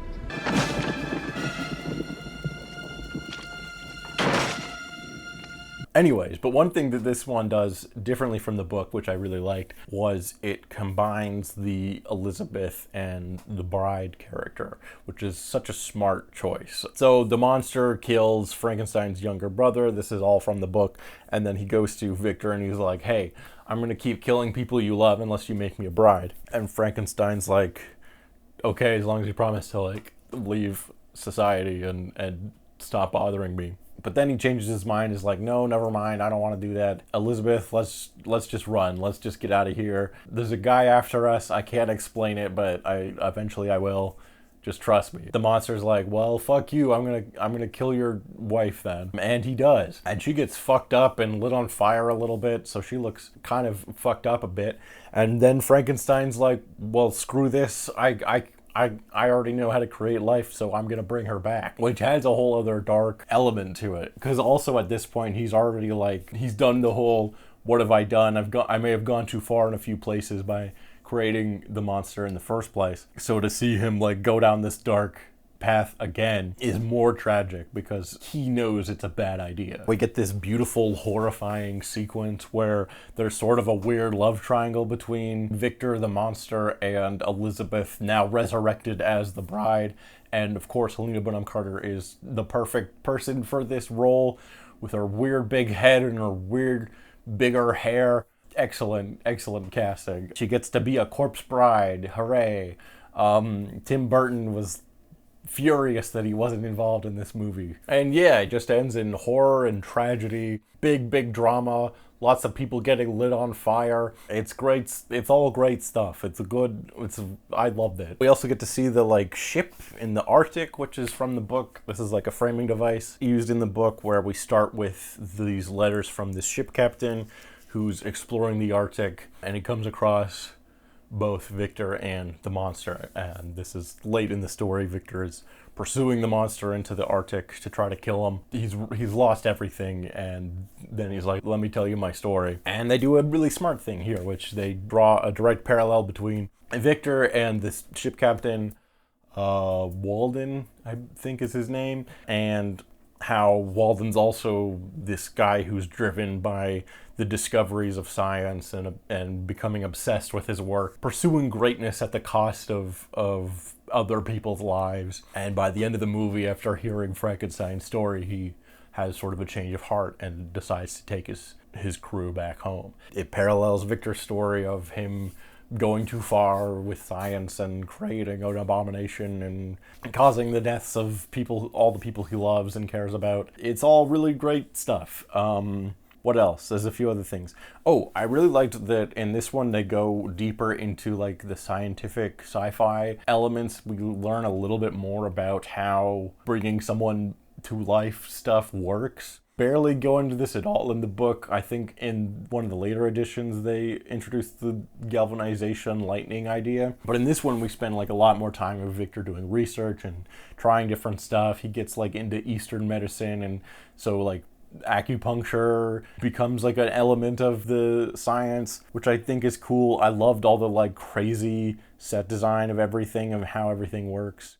And you have to like jam different electrodes into various like pressure points on the body. He has to like steal amniotic fluid because for some reason it has some component that is necessary to create life or to rebirth someone from the dead. He has this crazy copper thing. He has to be completely shirtless for the creating of the monster for some reason, but it's so over the top that I kind of love it. And then when he makes the monster, he's just like slipping and sliding on all this gross amniotic fluid, and it just looks dumb and goofy, but I think it's on purpose. I think it's to like show how Victor comes to realize like, this is fucking stupid. What the hell am I doing? I was trying to make the perfect guy and he could barely stand up and everything's covered in slime. This was a bad idea. This was a stupid idea. I regret everything, and it's great. I guess I'll talk a little bit about Robert De Niro. Interesting casting choice. I don't know if it fully works. I think he does a good job in the role. He's doing a very different kind of role than you're used to seeing from him, but I was also like a little bit distracted by him just being like, that's Robert De Niro, where everyone else feels like pretty natural because they're playing like the types of roles they typically play. Helena Bonham Carter is often in like some kind of weird gothic horror thing. Kenneth Branagh being this over-the-top Shakespearean-esque type of guy fits pretty well. Robert De Niro's kind of almost out of place. Like he's also one of the only like American actors in the movie, so that feels a little strange. Although this could be an intentional choice in order to make the monster feel more otherworldly and like he doesn't belong. I think the makeup and everything looks fucking awesome. Like he has one discolored eye, which I think is always a cool choice. And just all the like scars and everything look incredible. We also see a little bit of the monster before he dies, which is interesting. Victor's working at this clinic where they're like giving out the smallpox vaccine. And De Niro's pre-monster character is there and he's like, fuck you, I don't want a vaccine. I don't trust it. And he ends up like stabbing one of Victor's professors and then he gets hanged for murder. And yeah, I don't know, anti-vaxxer Frankenstein's monster was not something that was on my bingo card when I started watching all these movies. So that's an interesting choice. But there is a really great scene later when Frankenstein confronts Victor and he's like, why did you make me? Like, why am I like this? Did I learn to speak or did I just remember it from part of my past life? Like, I don't know what I am. I don't understand. He's figured out how to play this like flute and he's like, but like, how do I know how to play the flute? Do my hands remember that? Does my brain remember it? Is it something else? What part of me knows how to play it? I don't know. What the fuck am I? And it's really compelling and asking all the interesting questions, and Victor's so fucking like, I don't know, dude. I regret doing this. This was a bad idea. I don't have any answers for you. I made a guy and did not consider the implications whatsoever. But there's some really compelling stuff here. I really dug this movie. I think it's a really, really great both adaptation of the story, but also bringing in some new elements that I think enhance it. I like seeing more of the process of Victor learning about science. I like the balance of real scientific ideas but elevated to a science fiction type level. I love the whole cinematography and direction of everything. Everything is so heightened and over the top. The performances are big and bombastic. The score is crazy. I just really, really dug everything this movie was doing. I think it kind of slaps. Easily one of my top Frankenstein movies, at least that I've seen so far. So that's Kenneth Branagh's Mary Shelley's Frankenstein. It's a good one. Definitely a high recommend for me. This episode we're talking about FrankenThumb because I wanted to do a shorter episode. So this is one of a series of short films, I guess, directed by Steve Odekirk, who also did some other animated stuff. He worked on Jimmy Neutron and Barnyard and Cowboys and Aliens for some reason. It's true. All of it. years before the annoying orange, he developed this animation technology called Thumbmation, where he puts faces onto thumbs and thumb-like puppets, and then they reenact movies, but stupid. The most famous and probably best of these was, of course, Thumb Wars, which, if you've heard of any of them, you might have heard of that one. And I am a huge fan of Thumb Wars. It was a very formative comedic voice growing up for me, which was literally just taking a thing that I already liked, Star Wars, and then making it really stupid and having dumb jokes throughout. And that's the whole thing. I have a question. Why do we all speak in British accents when we're from outer space and there is no Britain? And for whatever reason, that tickled my little funny bone. And kind of in a similar vein to Mel Brooks, except Mel Brooks has like genuine moments of cleverness, where these are more just like, the jokes are just like really stupid. Anyways, there was several of these, Thumbtanic, Bat Thumb, the Blair Thumb Project, and FrankenThumb, one of the later ones, which is what we're talking about today. I don't have a whole lot to say about this. It's pretty much exactly what you expect it to be. It's a retelling of the Frankenstein mythos, but with thumbs. It's about as stupid as it sounds. I don't think it quite hits the comedic heights of Thumb Wars, which I genuinely think is very funny, but there were definitely a few moments that were so stupid that they cracked me up. Here are some of my favorite of the jokes. You are being careful now, okay? Daddy, are you Italian? Yes, I do not sell lighters, as my family was killed in a bad fire accident. But yeah, it follows a lot of the same beats that you've come to expect if you've ever seen a Frankenstein adaptation before. We do the obligatory hunchback character gets the wrong jar of brain bit that we've seen several times. Are they geniuses, Humpy? I guess so. I can't read! I like that when the monster gets created, he has little thumbtacks in his neck instead of bolts, because they're thumbs. Get it? Any little puppetry and stuff that's been altered for scale I find very charming and silly.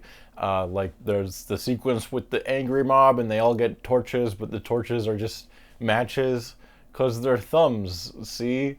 That's the joke. It's so dumb. These movies are all around 30 minutes and you can find most of them on YouTube.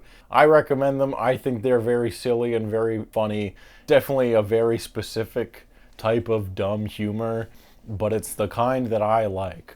So Thumb Wars in particular I think is genuinely pretty good. Something about the classic hero's journey and the world of Star Wars kind of lends itself for parody. My Uncle's soon dead and Aunt Gunabide need me to help with the harvest. Wait a second. What are their names? Soon dead and Gunabide?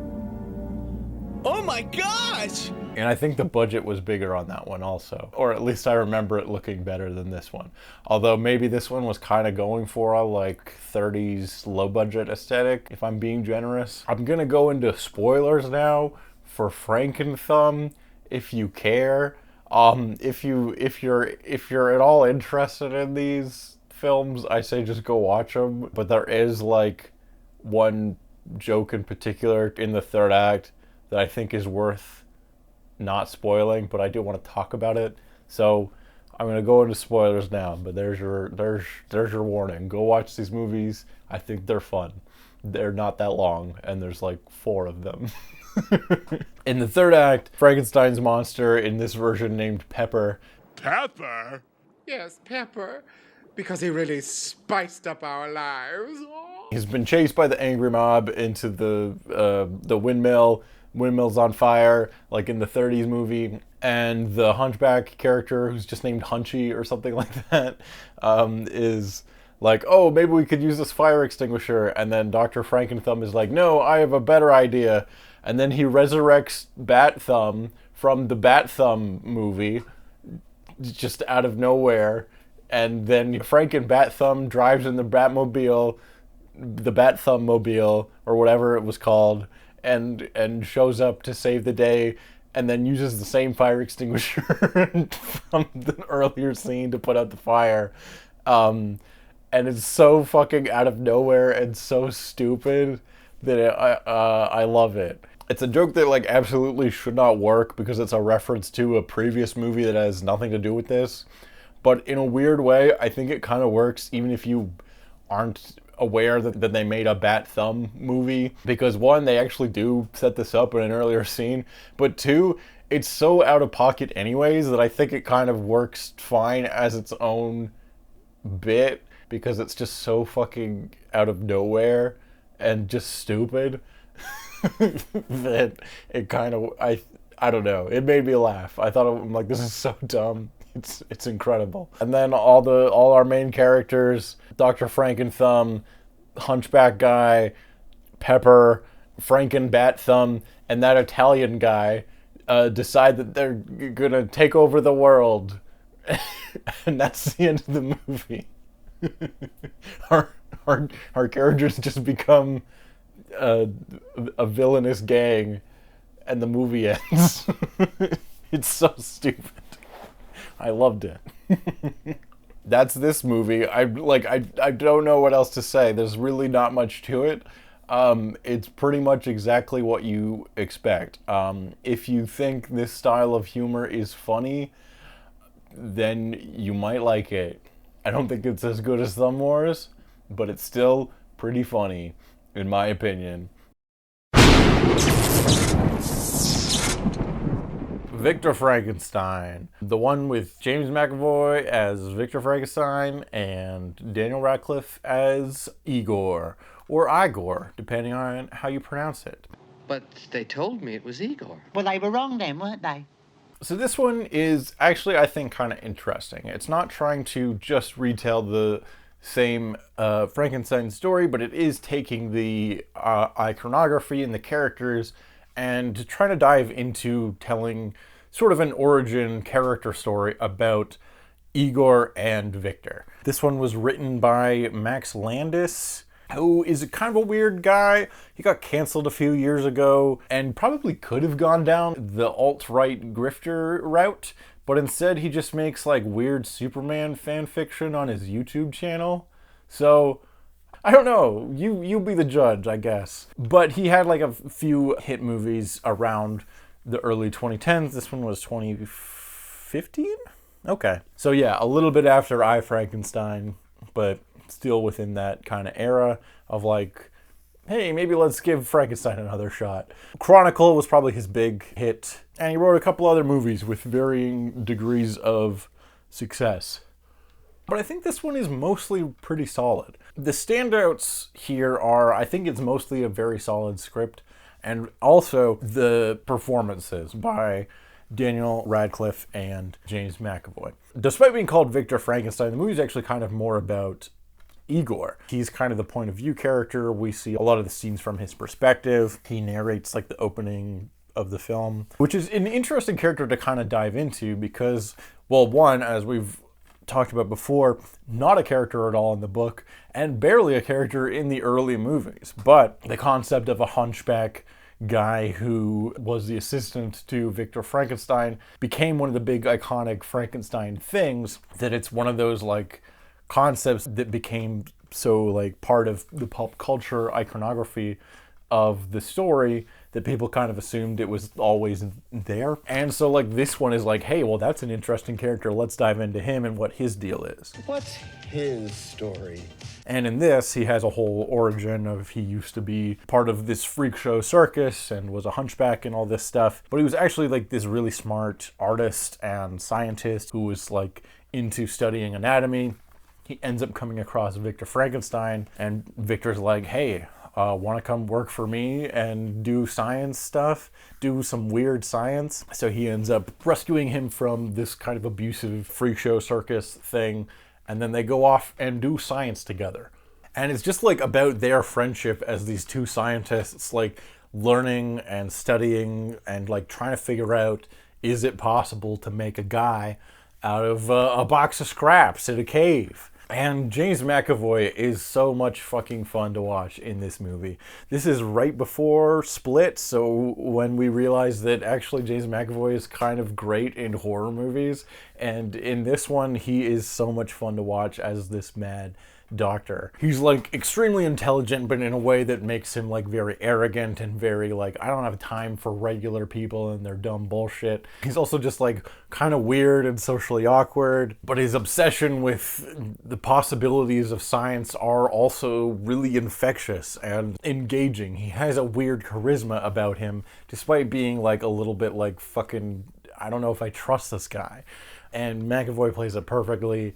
His performance is just like so engaging and so much fun to watch. And he has this really interesting back and forth with Igor, who is kind of the heart of the movie, and really like, because Victor saw like humanity in Igor, who had been cast aside by society, Igor feels that he kind of owes Frankenstein his life. And because of that, he's a lot more sympathetic to him, even though he knows that Frankenstein may have gone too far in a few places, such as making a guy out of old dead people. There's a lot of stuff in this that I think is really strong and creative in the way that they kind of throw out a lot of the stuff that Mary Shelley was doing and do something totally different. A big part of what makes Frankenstein the character actually kind of likable and relatable in the book and a lot of the other adaptations that stick more closely to that material is that Frankenstein has like loved ones. He has a family, he has parents that care about him, he has a love interest. But this movie's like, you know what, fuck all that. You know what's more compelling?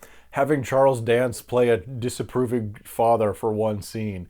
And you know what? You get Charles Dance playing a disapproving father, and it works. It works every time. So if you can, you might as well do it. And yeah, moments like that I think are actually kind of clever and brilliant in their simplicity and show more about the character, this version of the character at least, than spending all this time showing that he has a loving family and he's worth sympathy. It's like, or maybe his dad hates him and that's actually more interesting. I don't know. It's kind of cool. For the most part, I actually really dig this one. However, I do think it falls apart a little bit towards the end of the movie when they actually finally make the creature. The build up to that whole sequence is like, you know, a big chunk of the movie, and all of that stuff I think is really great. There's a lot of great scenes of Victor and Igor doing different experiments and trying to figure out how to make a guy. There's this really fun sequence when they're like fully designing the creature, and they're like, we need him to be like 8 feet tall for whatever reasons. I think it's because they need to shoot more lightning into him or something.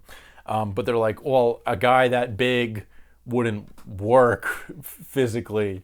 And Igor's like, well, what if we gave him 2 hearts and 2 sets of lungs and stuff? So then they like figure out how to fit all these extra organs in a guy that big, and they get drunk while they're designing him. Flat head. Why? Why? Because I like it, that's why. It's a really fun sequence, and all the stuff of them like doing experiments and figuring out how to make a guy is really great. But then when we actually kind of get to the point where they make a guy, it kind of devolves into like a weird, kind of goofy video game boss fight action sequence. And it's just kind of like the least interesting thing of the whole movie. I almost wish the movie ended like a little bit earlier, because there's this great scene where Igor and Victor are kind of having their like, what would be their final goodbye if they didn't have to do a boss fight in like 2 scenes, where they kind of realize that their lives and their paths have just kind of are gonna go in different directions, and what they're starting to realize that they're mourning is the loss of their friendship. And that scene is really fucking great. It's all the stuff from X-Men First Class when Xavier and Magneto, their friendship falls apart, but almost executed slightly better in some ways. I don't know. I have some problems with First Class, although I really like that movie as well. But that's a different time. That's a different topic. That's a different Frankenstein's monster. Let's just say I'm Frankenstein's monster. But yeah, just the ending final boss fight is kind of goofy and weirdly rushed through the big part of the Frankenstein story, which is them making a guy and all the implications of that. And they don't like go into any of those, which is like kind of strange. But that's, I think, just sort of what this movie wasn't trying to be. And this is one of those things that I've heard. There were several different drafts of the script, and this was not the original intended ending, which makes sense because I don't think it is that good. But I also get like why the studio would want to have a Frankenstein's monster appear in a Frankenstein movie. So I don't know what the solution is to that specifically. Do you make this just a full-on prequel, everything leading up to them making the monster, and leave the audience maybe a little bit unsatisfied? Or do you just do that and leave the audience unsatisfied anyways because you're rushing through the thing that is the crux of the original story? I don't know. I think I prefer to just like commit to making this movie what it is, which is a story about Victor and Igor and their friendship and how it ends up falling apart in the end. And that's the real tragedy of this version of the story. That is far more interesting to me than whether or not they succeed in making a guy, only because that's not what this story is about. So, yeah, I think that's all my main thoughts. Mostly, this one was pretty good, especially elevated by two great lead performances and our first clue that James McAvoy would have a strong career in the horror genre. And I hope he continues to do more horror movies because he's great. That's this one, I think. Frankenstein. What is it? What the fuck is this? The 2013 blockbuster sensation starring Aaron Eckhart as Frankenstein's monster who becomes a action guy fighting demons and gargoyles, just as Mary Shelley always intended. I was actually kind of really looking forward to seeing this one because I knew it just almost completely disregards the original source material and just goes off in its own wacky direction. And I thought it would be like a very fun schlocky B movie, and it is. If you're looking through some of the credits of this one, the movie starts to make a little bit more sense like why it is when you realize that it's produced by a lot of the same people that made the Underworld films. It has one of the same writers as the Underworld movies. Even if you look at the poster, it looks exactly like the poster of the first Underworld film. And apparently at one point there were even plans to maybe connect it to that universe, which would be amazing, and I wish that they at least attempted that because that would be so funny. When you approach this movie from they wanted to make more Underworld type films, it starts to make a little bit more sense because it is, not really anything at all like the Frankenstein story. But what is it about? Let's get into that a bit. So after the events of the Frankenstein story that you know and love, our boy, the monster in this one, played by Aaron Eckhart, just kind of coincidentally ends up stumbling into what almost feels like a different type of movie where he gets involved in this war between demons who are kind of like vampires. You can kill them with like the cross and various holy waters and stuff like that, and they look a little bit like vampires.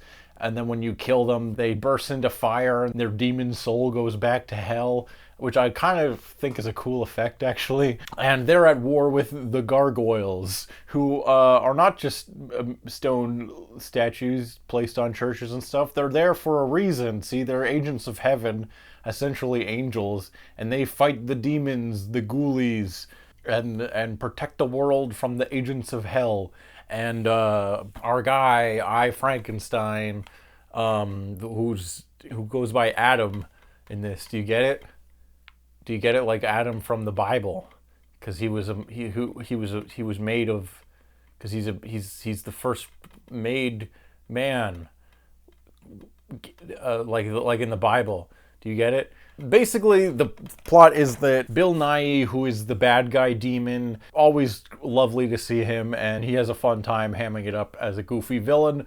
And he's great. He's interested in I, Frankenstein. I'm just going to call him that because it's funnier. Because he is a being without a soul. He's like Buffy. He's like Angel from Buffy. He's a demon without a soul. He's neither living nor dead. He's a demon, a person without a soul. So they can use his body. If they figure out how Frankenstein made a guy, then they can use that technology to put a bunch of demon souls into resurrected bodies and take over the world. That's the bad guy plot. So that's why they're interested in him. And the gargoyles are like the good guys, and they're like, you can actually help us because you're like super strong or whatever, and you can help us fight the demon war. And I, Frankenstein's like, oh, I'm rejected from man's world. Why would I care about saving it? I'm truly ambivalent towards good and evil. And then it goes to like modern day, and the secret war of gargoyles and demons is still going on. And I, Frankenstein, is caught in the middle.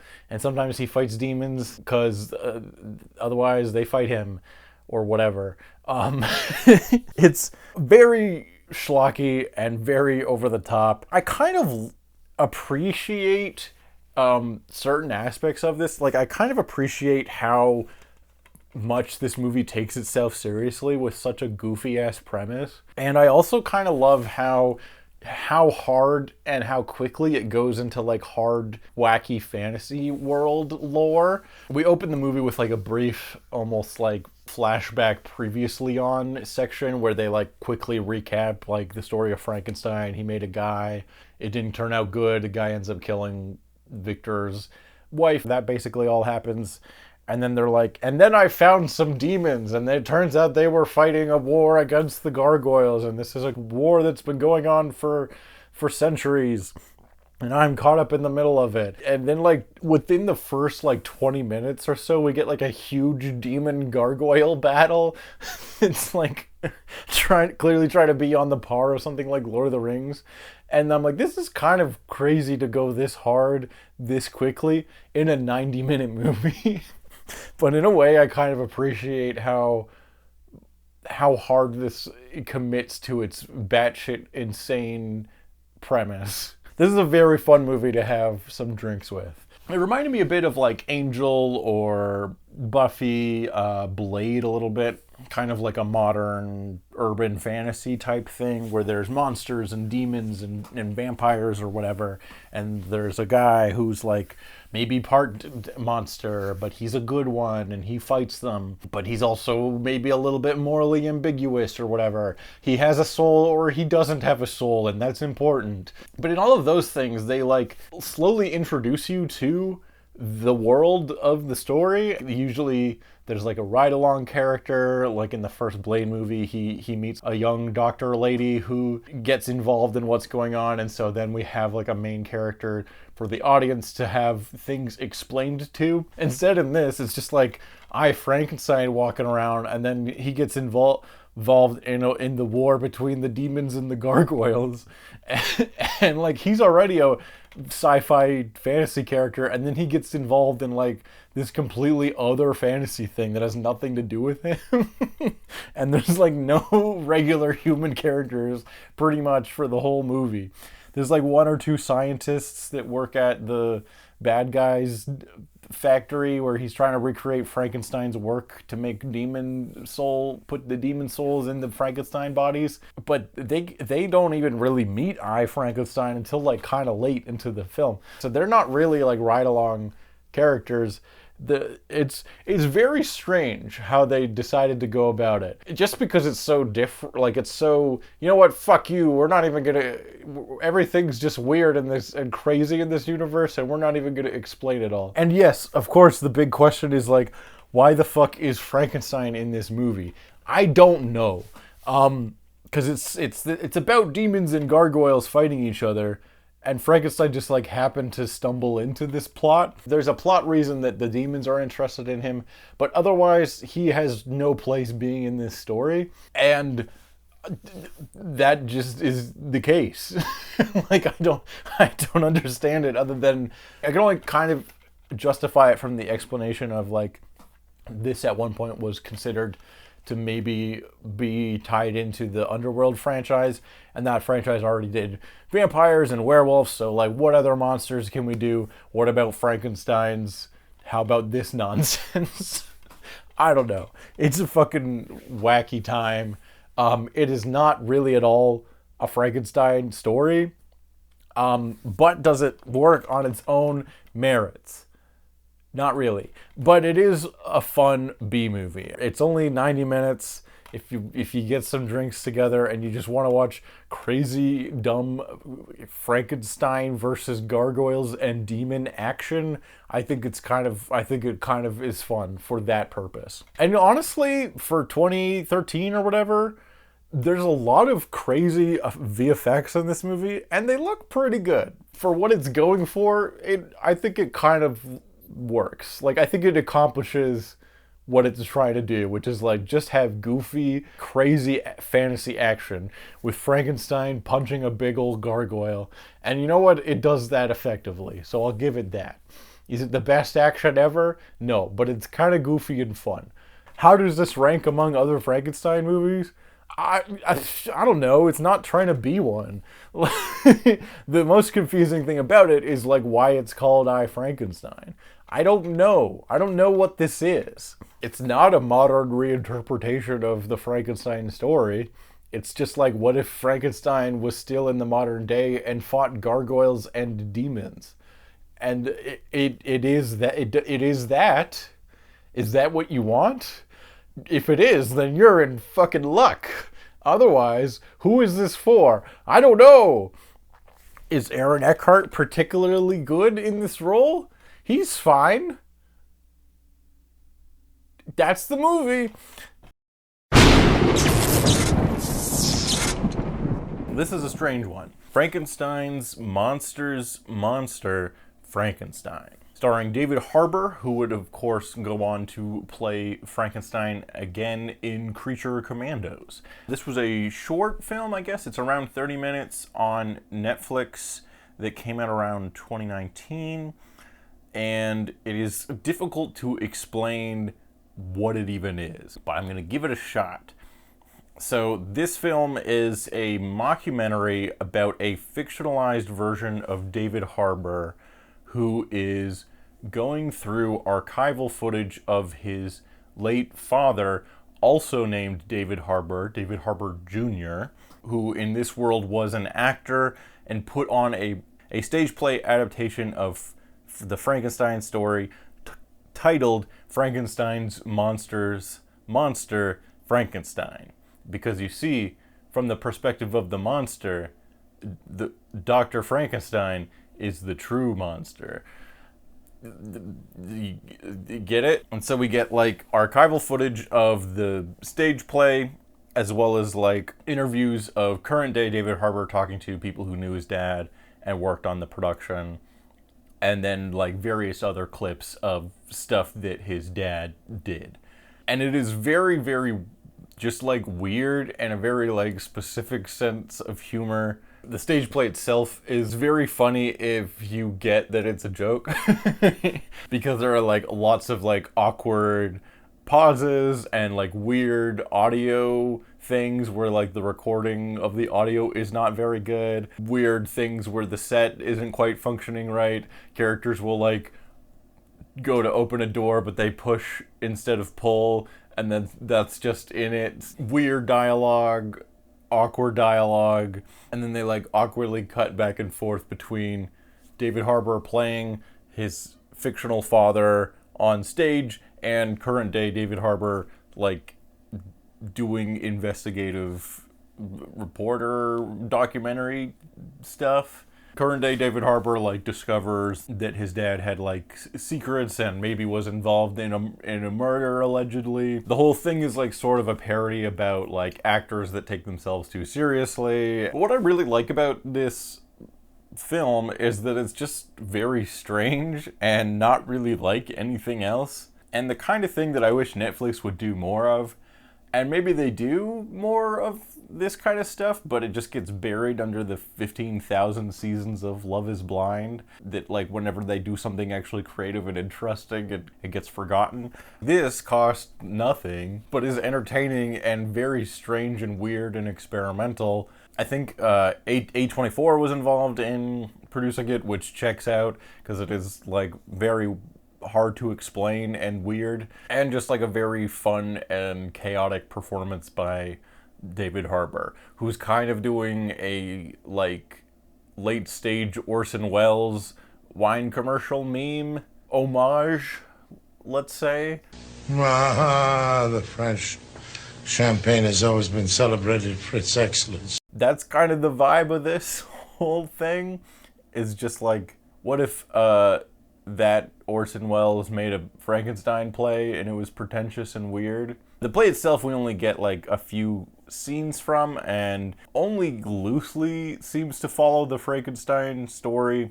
And it's a very like play within a play, but stupid and pretentious take on the concept, where it's about Dr. Frankenstein acting as the monster in order to secure funding for his science that will hopefully one day be able to create the monster. You're pretending to be me, Dr. Frankenstein, while I pretend to be the life that you've created in order to secure funding from her who represents the research institute. So he's playing Frankenstein, pretending to be the monster in order to fool this like lady who has a bunch of money to invest in his science. Meanwhile, his lab assistant is playing Dr. Frankenstein. And it all gets like weird and convoluted and silly.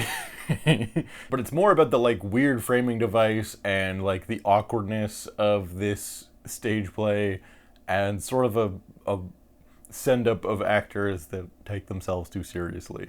So does this count? Does this count as a Frankenstein movie for the Franken-Fridays videos that I'm doing? I don't know. It's got Frankenstein in the title. They kind of sort of do things that are similar to ideas from the story of Frankenstein. There are themes of like fatherhood and creation, the creation realizing that the creator is maybe more monstrous than they thought. David Harbour has a reckoning with his father, David Harbour Jr., in maybe a similar thematic way that the monster has a reckoning with its father, Dr. Frankenstein. You know, if I'm being generous, that's a theme that you could argue this movie shares in common with the Frankenstein story. David Harbour would go on to play Frankenstein in a cartoon, so that's a possible connection. I don't know. But it's only 30 minutes and it's on Netflix, so you go watch it and decide for yourself. I think it's a fun, weird project that is strange, funny, and very interesting, and I want more weird shit like this. Netflix, please make more weird shit. Frankenweenie from Timothy Button. This is kind of an interesting one. Tim Burton has this weird deal with Disney, I guess because his terrible Alice in Wonderland made $1 billion and broke Disney's brain, because after that they're like, we gotta make live action remakes. That's the key to all of this. So thanks, Tim. But he's had like some hits and some movies that I think are pretty good. I think Ed Wood is fantastic. I like the original Edward Scissorhands. Everyone's favorite Tim Burton movie is Nightmare Before Christmas, which isn't even directed by him. So I don't know. Kind of a mixed bag of a director, but Disney lets him make weird, dark, sometimes scary shit for kids, and I think there's something fun to that. However, the whole time I was watching this, I was just basically thinking, man, this would be so cool if it was a Laika movie. Man, I sure wish I was watching Coraline or Paranorman. Animation's great. It's stop motion. I like the black and white aesthetic. I think it's fun. Some of the character designs are great. I just don't give a shit about pretty much any of the characters in this, which is not something I can say about Paranorman, Coraline, Kubo. I think all the main protagonists of Leica's filmography are wonderful and fascinating and interesting protagonists. The main character of this is Victor Frankenstein, and he's boring as shit. How did you make Victor Frankenstein a boring character? I think part of the problem with this one is that, like, every other character is weird and strange in some way. So that makes Victor, the main guy, seem kind of boring and tame by comparison. He just has, like, no personality compared to anyone else.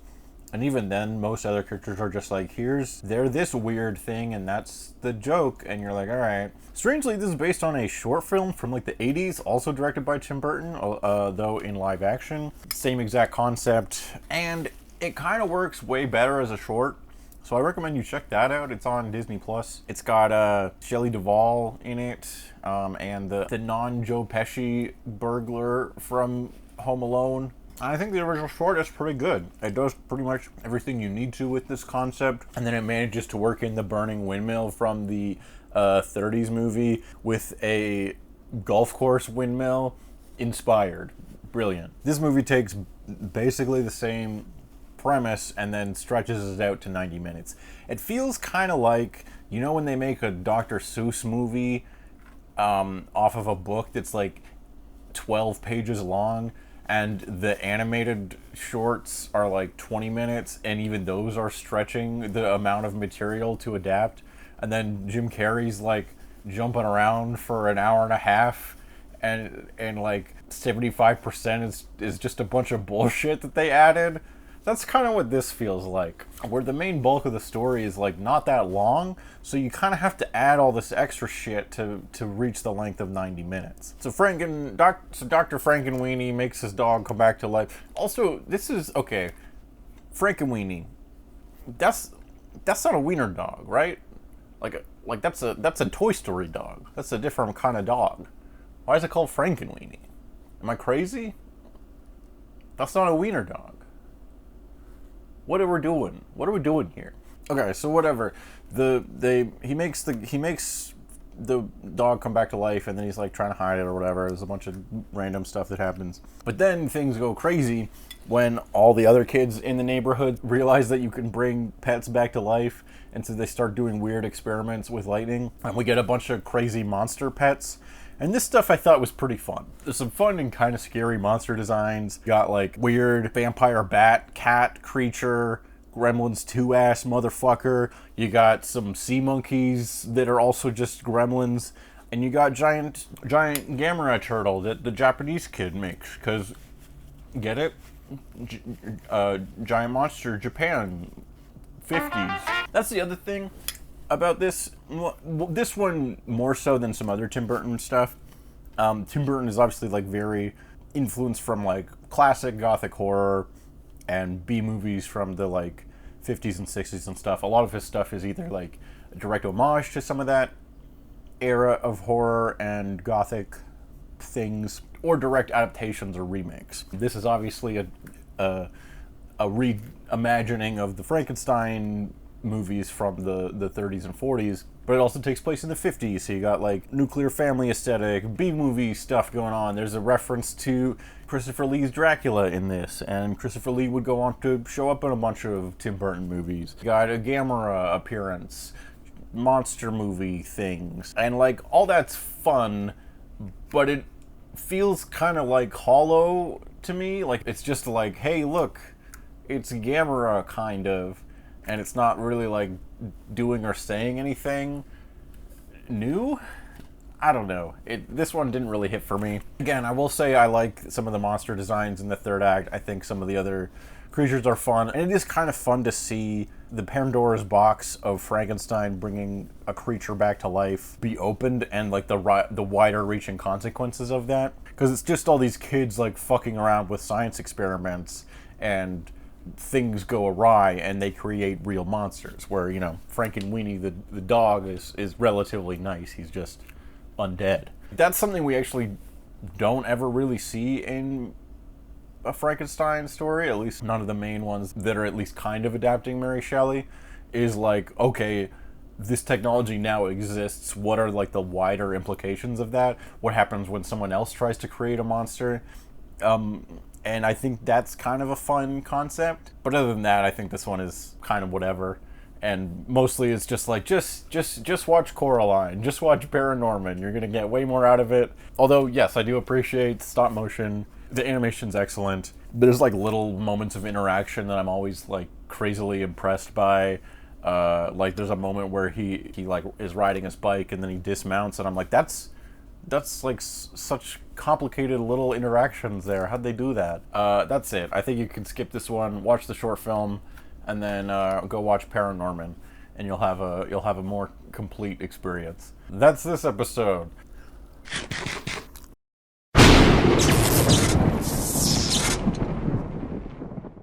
Guillermo del Toro's Frankenstein, which should now be out on Netflix, and I had the privilege of seeing it in theaters. Actually, I saw it twice now, because I liked it a lot and wanted to see it with multiple groups of people. This is a movie that I've been really looking forward to all year, thus doing this Franken-Fridays project, and I gotta say it was definitely worth it. If you haven't already, please consider subscribing and checking out some of my other Frankenstein reviews. This has been a very fun experience to try to see all these Frankenstein movies that I had almost no experience with at the start of this year, and I thought that Guillermo looked like the perfect director for this kind of material, so I was very excited to see his take on it. And yeah, I got a poster from the premiere.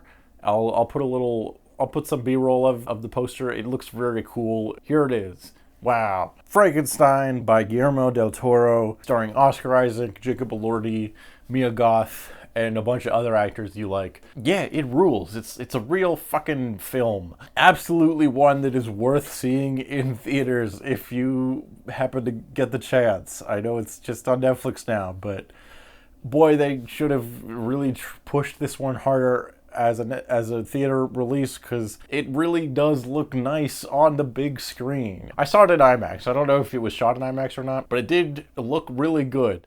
There's a lot of love and craft put into the colors, the makeup effects, the production design, the costuming, all of that technical stuff Del Toro is extremely good at, and it is real nice to see on the big screen. It absolutely deserves that kind of love if you are able.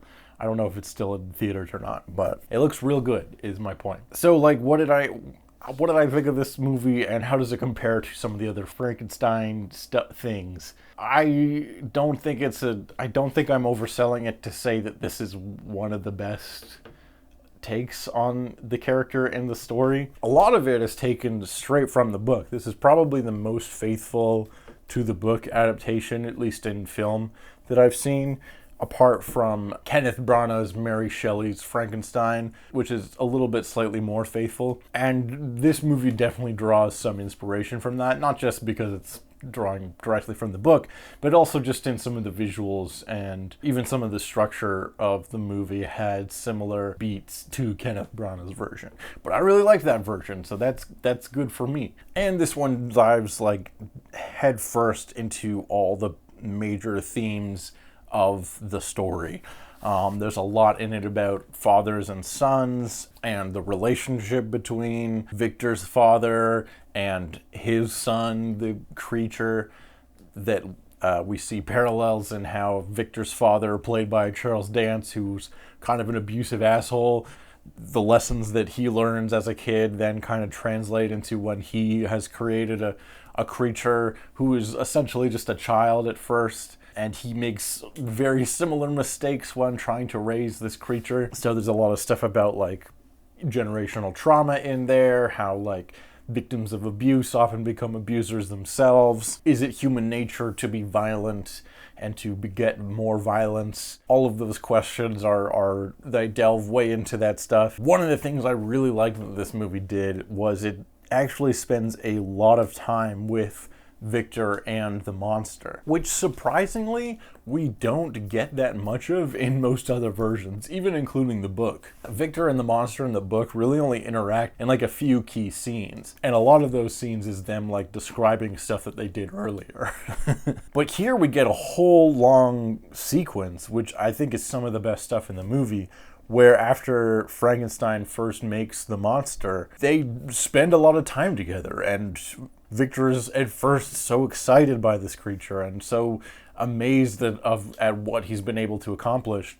And everything feels exciting and new as the monster is this like bumbling, essentially newborn child trying to learn and understand the world around him. And Victor is like a dad to him and is trying to teach him how to live and how to speak and how to interact with things. But he quickly gets frustrated with the monster because he had a shitty dad and never learned to fucking be patient with a child, what is essentially a child. And so he starts to grow like abusive and monstrous in his own right towards the creature. And yeah, it's all done very well and very, very effectively. I loved all that stuff really a lot, and that's stuff that like we usually don't see a whole lot of. It makes like the betrayal that the monster feels like hurt that much more, because we see that there is some part of Victor that does care and want to see the monster grow and thrive, and yet he still lashes out at him. It makes that like hurt even more painful, in the same way that like a father or a parent hurting or abusing their child is more upsetting than like if a stranger did, because it's coming from the person that is supposed to love them. It's very, very well done. This is going to be a rambly review. I don't have notes. I just have thoughts. The color palette I thought was exquisite and incredible. The movie uses a bunch of gorgeous colors throughout, but it uses red in a really interesting way. Red, of course, often represents blood, and there's no shortage of blood in the story of Frankenstein. But it's also associated with Victor's mother, which I think is really interesting. She dies in childbirth, giving birth to Victor's younger brother, and this obviously traumatizes and has a vast impact on Victor as a young boy. And he gives the Anakin Skywalker vow to one day learn to stop people from dying, which is, as we know, one of many abilities that some consider to be unnatural. But then after the death of his mom, we start to see that Victor is often incorporates some amount of red into his outfit. He has like a red scarf or tie that he wears. He has these red gloves that he wears whenever he's like doing Dr. Frankenstein shit, which of course make it look like there's always blood on his hands. Some of this stuff is pretty on the nose, but Frankenstein has never really been a subtle story. It's usually pretty upfront about like what its themes are and what it's trying to say. But then red comes up in other ways when Victor first meets Elizabeth, and then they kind of have a bit of a romance. She starts to incorporate red into her outfit as well, which is really interesting, because then it's like, okay, so is that because like she's being influenced by Victor in some way, or is it because that like Victor sees a bit of his mother in the girl that he also likes? That's a little creepy and weird. Maybe it's a bit of both. I don't know. Elizabeth, I also really, really loved in this one. She's played by Mia Goth, one of our favorite modern day scream queens, goth mommies. And she's just this like weird Agatha from Twilight Princess bug girl who's really into bugs and death. But she's also like a devout Christian, which Frankenstein is like very atheist coded. So he comes into conflict with that, but he also likes her because she's hot and weird and likes bugs. She's also engaged to his brother, which is a big departure from the book, where typically in the book, or even just most other versions of the story, Elizabeth is Frankenstein's love interest and fiance, and they are set to get married. She is into him for whatever reason. But here they do something, obviously, that is a direct departure from that story, where instead she's engaged to be with Frankenstein's brother, who's aged up a bit in this version. But when he meets her, he kind of like instantly falls in love with her. Not just because she's a weird goth girl and he's into that, but also because she challenges him on his beliefs, and he finds that interesting. But ultimately, she's not that into Victor. She's actually more into the monster. It wouldn't be a Guillermo del Toro movie if a regular-ass hot lady wasn't falling in love with some weird-looking freak. And we stand that shit. We love our monster fuckers here. If you're into Del Toro, it ain't because you're fucking normal things. You want that freak sex. That's what you're into. And I'm here for it. Yes, of course we gotta have a scene where the monster is carrying the woman through the snow and he puts her on a big pride rock and she dies tragically, saying that she would love to be in love with the big weird monster, because unlike Victor, you know, he's got a gentle soul. He's pure of heart. He's so simple, and he's got a cute Jacob Elordi face, even though it's all fucked up from being Frankenstein. Jacob Elordi, I also thought was really excellent in this movie. Really great physical performance, as like he spends a lot of the movie just like learning and figuring out how to move his limbs and his bodies. He does this weird thing with his fingers all the time that looks great, and just a really strong performance from him all around. He gives a lot of emotion just from his eyes in many scenes, as he first can't speak very much, and then, you know, even when he does start to learn to speak, he's still a man of very few words. But he communicates like so much in just his eyes that I thought his entire performance was very compelling. And obviously it's a Del Toro film, so we're going to have some crazy makeup effects. And yeah, this is one of the best looking Frankenstein designs in any movie that I've seen. And it's a pretty simple design. It's just done really effectively. I like that there's like a few spots on his body where like you can kind of tell that Victor had to improvise and use different chunks of flesh to fill in the gaps. There's like this big spot on his leg that like looks like it's from a different part of a body. He only has one nipple because where the other nipple would be is like just covered up with a random piece of flesh. The little details like that look incredible. And yes, there's tons of great makeup and practical stuff as well. There's like this early prototype Frankenstein monster creature that he shows off to his professors in college, and it looks like it could be a practical puppet. There is definitely a bunch of CG in this movie, but it's always used in like to complement a lot of like real elements and real practical stuff. And there's a lot of stuff in it where I'm like, that looks real to me. When there is a crazy weird monster looking thing, a lot of the time it's either has practical stuff in it, or if they're using CG, it's like sparingly, or it's used to like enhance some practical element. All of it is used very well, and just overall, the makeup and creature effects look incredible, as is usual from Del Toro. Set designs are also great. This has one of my favorite Frankenstein's like castle lab sets of any of the movies that I've seen. Just this insane gothic tower with like the fucking Salazar Slytherin mouth mounted on the wall for some reason. And it's got this creepy storm drainage stuff, this insane gothic staircase. All of it looks so good. Costuming, of course, is great. Every fucking scene Mia Goth is in. She has another insane outfit that looks incredible. There's one costume she has early on that has like this bug necklace. I love it. Oh, also with her, there's like this motif of butterflies. She and Victor like capture a butterfly at one point. And then like Victor kind of uses the butterfly as inspiration to build this chess piece Frankenstein arc reactor thing that is instrumental in making the monster like come to life. So you know, there's probably something there with butterflies representing like change or growth or something like that. If you believe in that shit.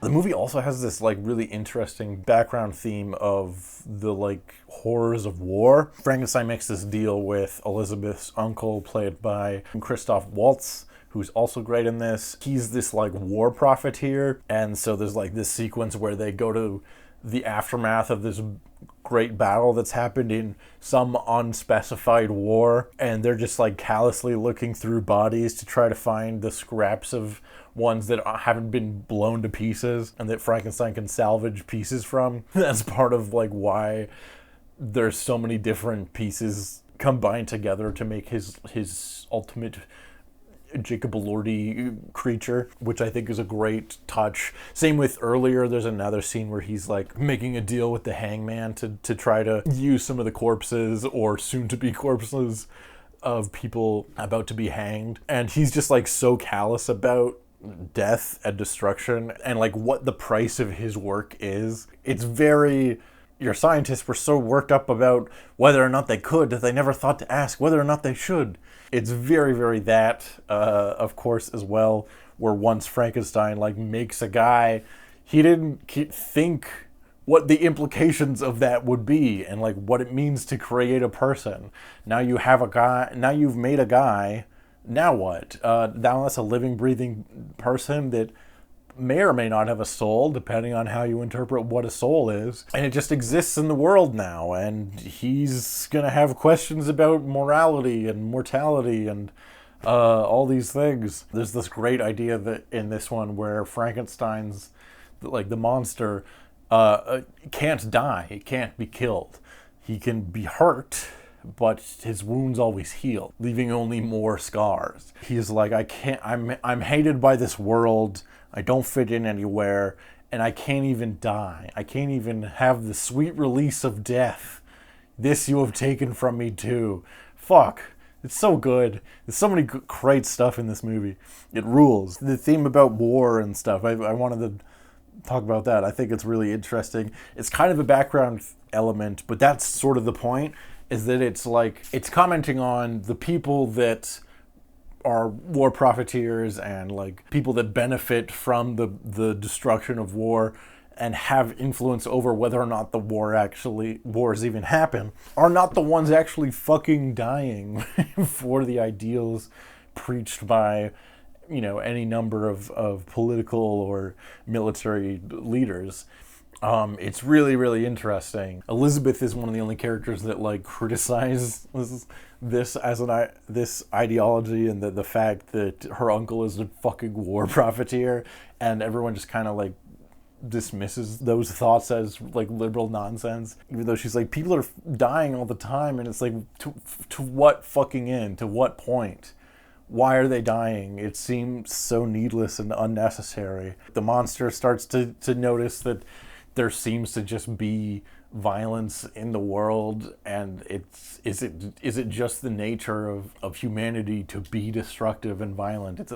Even in nature, wolves will go after sheep and eat them, but the wolf doesn't hate the sheep. It needs to kill it to survive. It's just in its nature. It's just a wolf. But is that part of humanity as well? Is it human nature to be violent and to beget more violence? There's just like so much in this movie, and it's really, really dense in a cool way. You could write any number of essays on this film and have no shortage of material to work with. I really like the script as well. Seeing it a second time was cool because there was a lot of lines that I started to pick up on as like, oh, that's direct foreshadowing for something that comes later, or oh, that's a very blatant metaphor that is reflective of the whole movie. There was one line where Victor was talking about how he's created life and now what? Like, he doesn't know where to even go from here because he doesn't think things through. And he says, I've reached the end of the earth and there's no more horizon, which is obviously a cool line in its own right, but it's a very direct parallel to the whole storyline with the ship, which I forgot to even mention. We have the whole storyline with the ship in this movie too, which is the framing device of the book. It opens with this ship that's trying to reach the North Pole, and they come across this weird guy, Frankenstein, and he's like, let me tell you my story.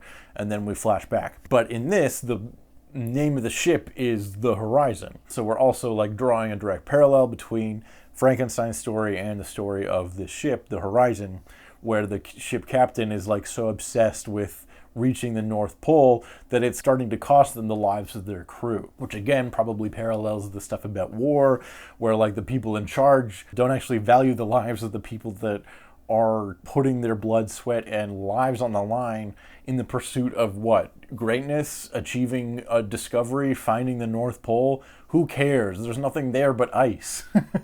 And of course the line being reach the end of the earth and there's no more horizon. Obviously this is the path that the ship captain has set on. He's trying to reach the end of the earth, and what would the cost be?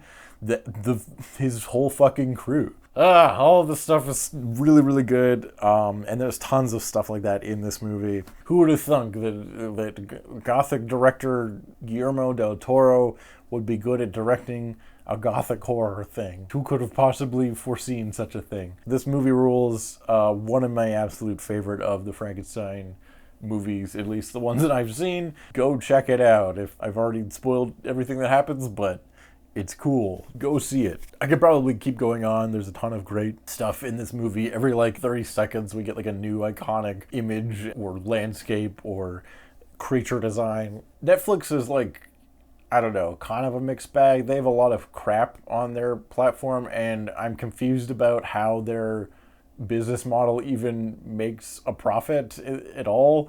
So sometimes it feels like the whole thing is they're scamming someone. But at the same time, they're also willing to give creators money to make cool shit, and then they don't really like care that much about what or how they spend it. So every now and then we get a cool project like Del Toro's Frankenstein, and it gets to be this cool, epic magnum opus of a type of work. I'm not necessarily saying this is Del Toro's magnum opus, but it's on like, it's like on that scale, you know. He's like one of the great directors of our time, for sure. Up there with guys like Christopher Nolan, that like every time they make a project, it's fucking exciting. And this is definitely one of those types of movies. Just a guy who's really excellent at his craft and knows how to make a cool looking movie. And also tell a good story with good characters and good performances. Oh, fucking Charles Dance is in this. He plays the father of Victor, which is the second time he's played the dad of Victor Frankenstein in a Victor Frankenstein movie. The other time being in Victor Frankenstein, which I'll talk about in another video. But yeah, anytime you can put Charles Dance in a movie to play a disappointed and or abusive father, like, you should. Because he's excellent. He's only in this for a couple scenes, but you're like, wow, fuck that guy. He's so good. Anyways, check out this movie. It rules. One of the best Frankenstein movies. But where specifically does it rank among all the other Frankensteins? Well, we'll have to wait and see, because I'm going to be doing that in a later video after I see the upcoming The Bride by Maggie Gyllenhaal. Written and directed by Maggie Gyllenhaal, starring Jessie Buckley as the titular The Bride and Christian Bale as Frankenstein. Here we are. We've made it. What a strange film to end on. Okay, we're going full spoilers today, so if you haven't seen The Bride, I recommend you check it out, because I think it is very interesting and very different. It seems to be getting mixed reviews just from a very brief glance at various stuff. I had a blast with it. There's some goofy stuff in it, which we'll get into, but mostly I had a great time, and I think it's doing a lot of interesting and fun things. Go see it and decide for yourself. Form your own opinion. I recommend it. Anyways, let's dive into it. So the plot of this one is, right off the bat, insane. So the ghost of Mary Shelley, also played by Jessie Buckley, possesses a sex worker who's a mob informant, and she has a crazy outburst at a nightclub and then gets killed by the mob. Meanwhile, Frankenstein's monster also exists in this universe where Mary Shelley seems to also exist. So how does that work? Don't worry about it. Anyways, the monster, played by Christian Bale, is suffering from the male loneliness epidemic, and he goes to seek out Annette Bening, who is playing, what's her character's name? It's something wacky, which I loved. Dr. Euphronius.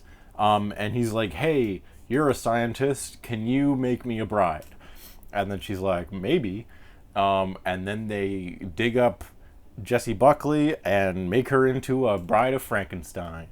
Also, it's the 30s in Chicago. And then we have, you know, an adventure from there. And I'll get into more of it as we go. So, right off the bat, a lot of wacky shit is happening. Mary Shelley is a character in this movie, played by the same actress who plays the Bride of Frankenstein.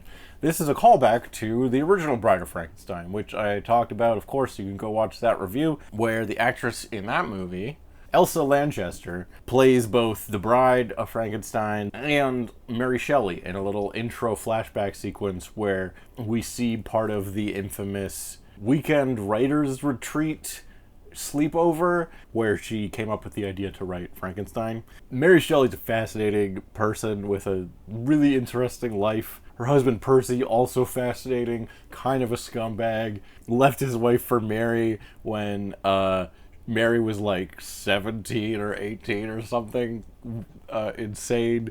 My favorite fun fact about Mary Shelley is that allegedly, and this is just theorized by historians, may or may not be true, but allegedly she may have lost her virginity to Percy while on top of her mother's grave, because she was like having an affair with Percy while he was still married to a different woman, and the only place that they could meet like publicly that wouldn't have been too scandalous would have been like, oh, she's grieving for her dead mother in this public graveyard.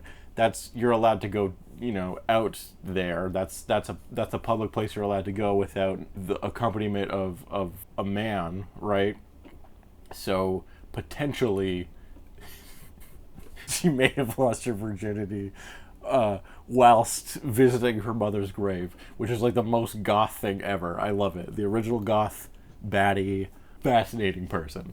And yeah, this has been talked about in lots of different places, but allegedly she came up for the idea of Frankenstein while her and Percy were hanging out with their other friend Lord Byron, who's another weird writer guy who was like probably bisexual and living what was considered a very scandalous life at the time.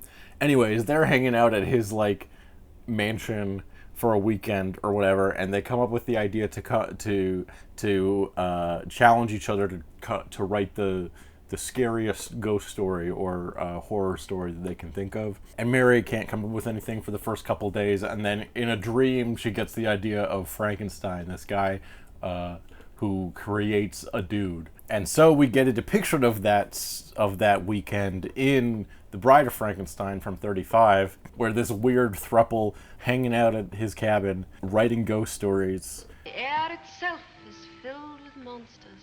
It's one of my favorite sequences from the original Bride of Frankenstein for a couple of reasons. One, I love the idea of casting the same actress to play Mary and the Bride of Frankenstein. Two, we get to like depict this famous spot where these writers were just like vibing and doing weird creative stuff that would go on to become famous. Like I think it was Lord Byron wrote a story called Vampire that went on to maybe inspire Dracula. There's all kinds of interesting stuff about this whole thing. Anyways, 2, we get to see that. And then 3, it also specifically is a retcon in order to build upon the first movie that didn't really follow the book that closely. And then in the second movie, they have this scene specifically to, one, recap the first movie, but then Mary goes on to be like, oh, well, actually, there's a bunch more that happened. And then we get like a bunch more scenes that are actually from the book, unlike the first movie that has like a little bit of stuff from the book. So I liked all that. I thought that was very cool and a cool way to do that. And Mary Shelley actually gets fucking credited in the credits of the second movie.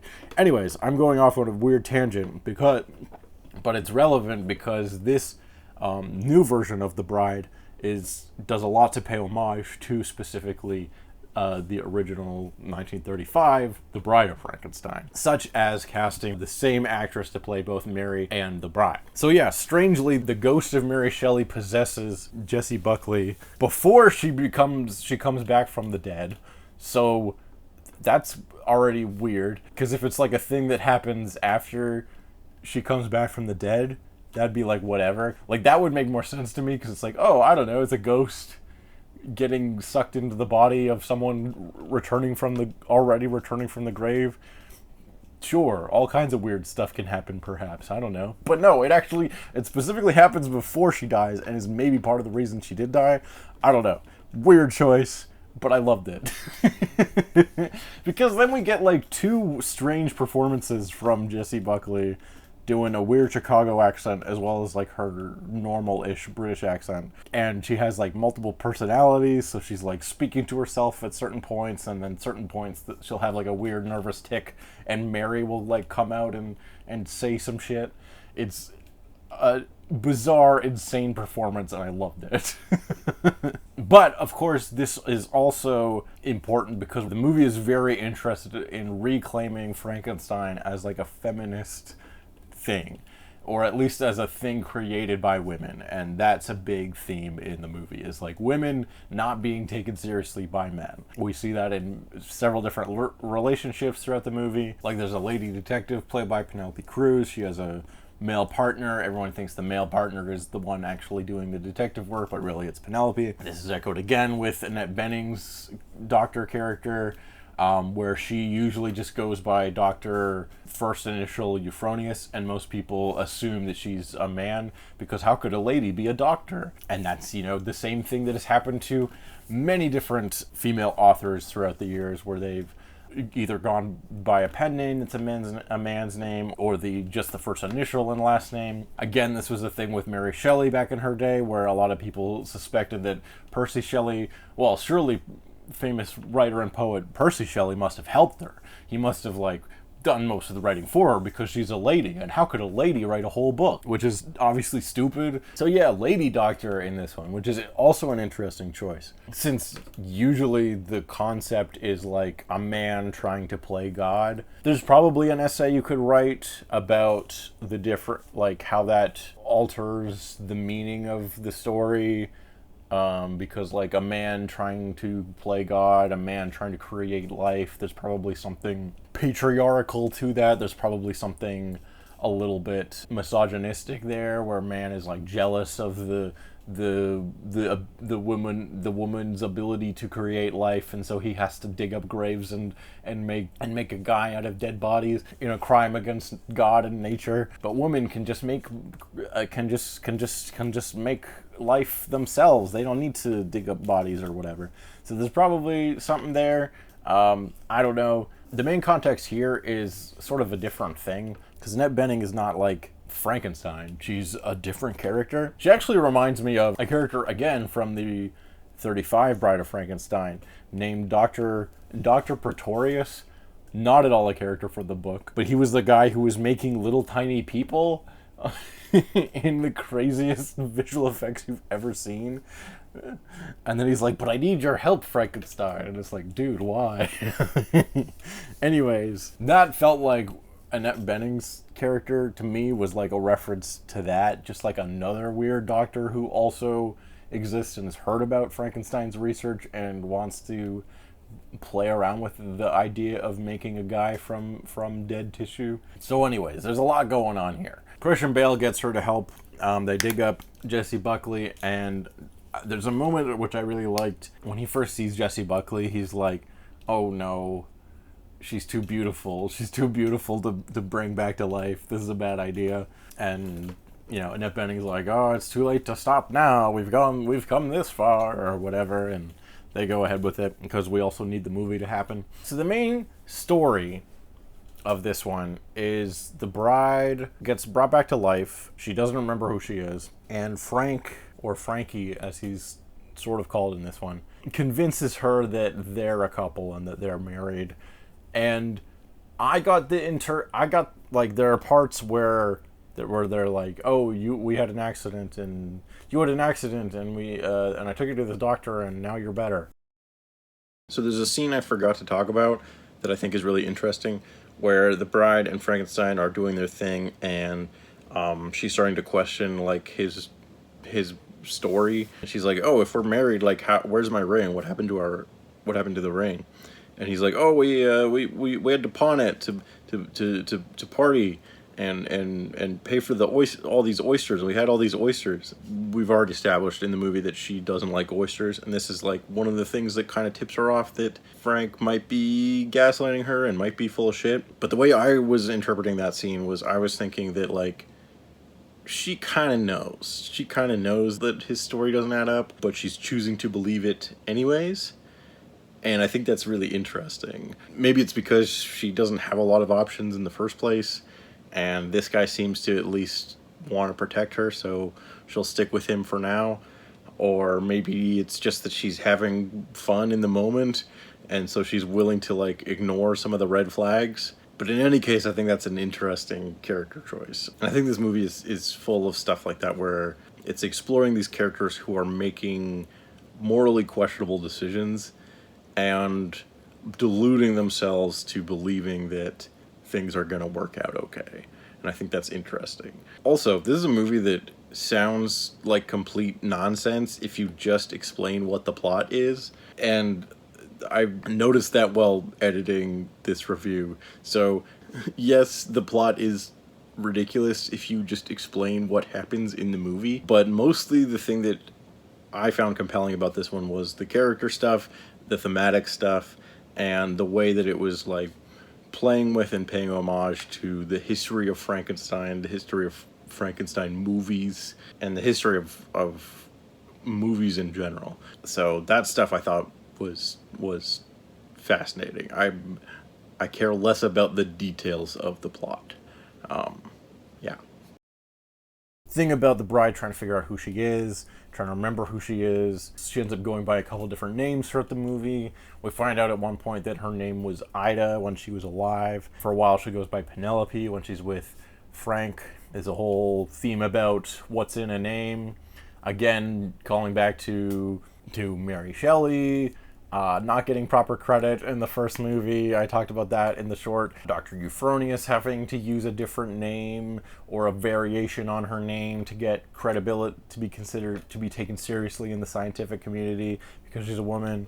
The concept of a person's name having meaning or power behind it is a concept that comes out throughout various different versions of Frankenstein, including some of the ones we've talked about before. That's a big theme in Del Toro's version of Frankenstein with the name Victor Frankenstein. In the silliest version, I, Frankenstein, the monster gets renamed Adam by the angel gargoyles because, get it, Bible, and he gets like upset at people when they call him Frankenstein because he's like, that's not my name. So yeah, the concept of a name and who gets to decide a name. Do you get to decide your own name? And what the name signifies and means is a big theme throughout this movie. Bride trying to find her name as sort of a metaphor for her trying to find her own identity. Yeah, a lot of kind of queer stuff in this one. The movie opens with her kissing a woman, and then they go to like a gay bar, like 20 minutes in. So yeah, there's like a bunch of queer coded stuff going on in this one. Like the bride eventually literally decides that like, no, Ida, that's my dead name. I'm the bride. Okay, so the plot is that Ida turns out was a police informant working for the mob. So she's a sex worker working for the mob. She gets information from various people involved in the mob, or she's just working at the club owned by the mob boss. I forget. But then she's also informing the police guy who was working with Penelope Cruz to investigate these Frankenstein murders, which I'll get to. So she was informing stuff to him, and then they got into a relationship, so that made that whole thing extra super complicated. So now the mob is after her, but they thought they killed her already, but then they see her, or no, they just get harassed at the gay bar. They're like, you're weird looking. That's what it is. So, okay, so she goes to the gay bar with Frankenstein. They have a part. They dance. They have a good time. Well, she dances. He watches her dance. But they mostly have a good time until some people harass them, and then Frankenstein kills them. Then they go on the run, and then the mob is after them also, and a bunch of stuff happens, and the police are after them, and they go to New York and they dance in the Friends fountain for a bit. This is a real scene in the movie. So basically the main plot becomes like this Bonnie and Clyde. We're freaks, we don't fit into society, let's go on the run and do crime, and they eventually fall in love for real. I mean, Frankenstein's basically in love with her at first sight, but the bride takes a minute to warm up to him. And he actually has some moments of tenderness and some moments of like, hey, I'm dangerous, I'm a bad guy, this was a bad idea, you shouldn't be with me. And that actually makes her kind of more sympathetic towards him. I like their relationship fine enough. I think Christian Bale is fine in this movie, but I was really more interested. Like, I think he's good. He's not better than Jacob Elordi, but he's also not trying to do the same kind of thing. It's a very different vibe of a movie, which maybe hurt it a little bit. I don't know. People seem to be pretty in consensus on Del Toro's Frankenstein. I loved it. I thought it slapped. Everyone else seems to think it's a banger. It's up for a bunch of Academy Awards, so good for it. This movie is not trying to be the book at all, despite having Mary Shelley as a character, which is like, it's such a different kind of movie, and it's trying to do something so totally different that I don't know how to compare them. But if you were to compare them, I could see a lot of people being like, what the fuck is this? This isn't like Del Toro's at all. And I'm like, yeah, that's why I like it. So a bunch of stuff happens. They're doing Bonnie and Clyde shit.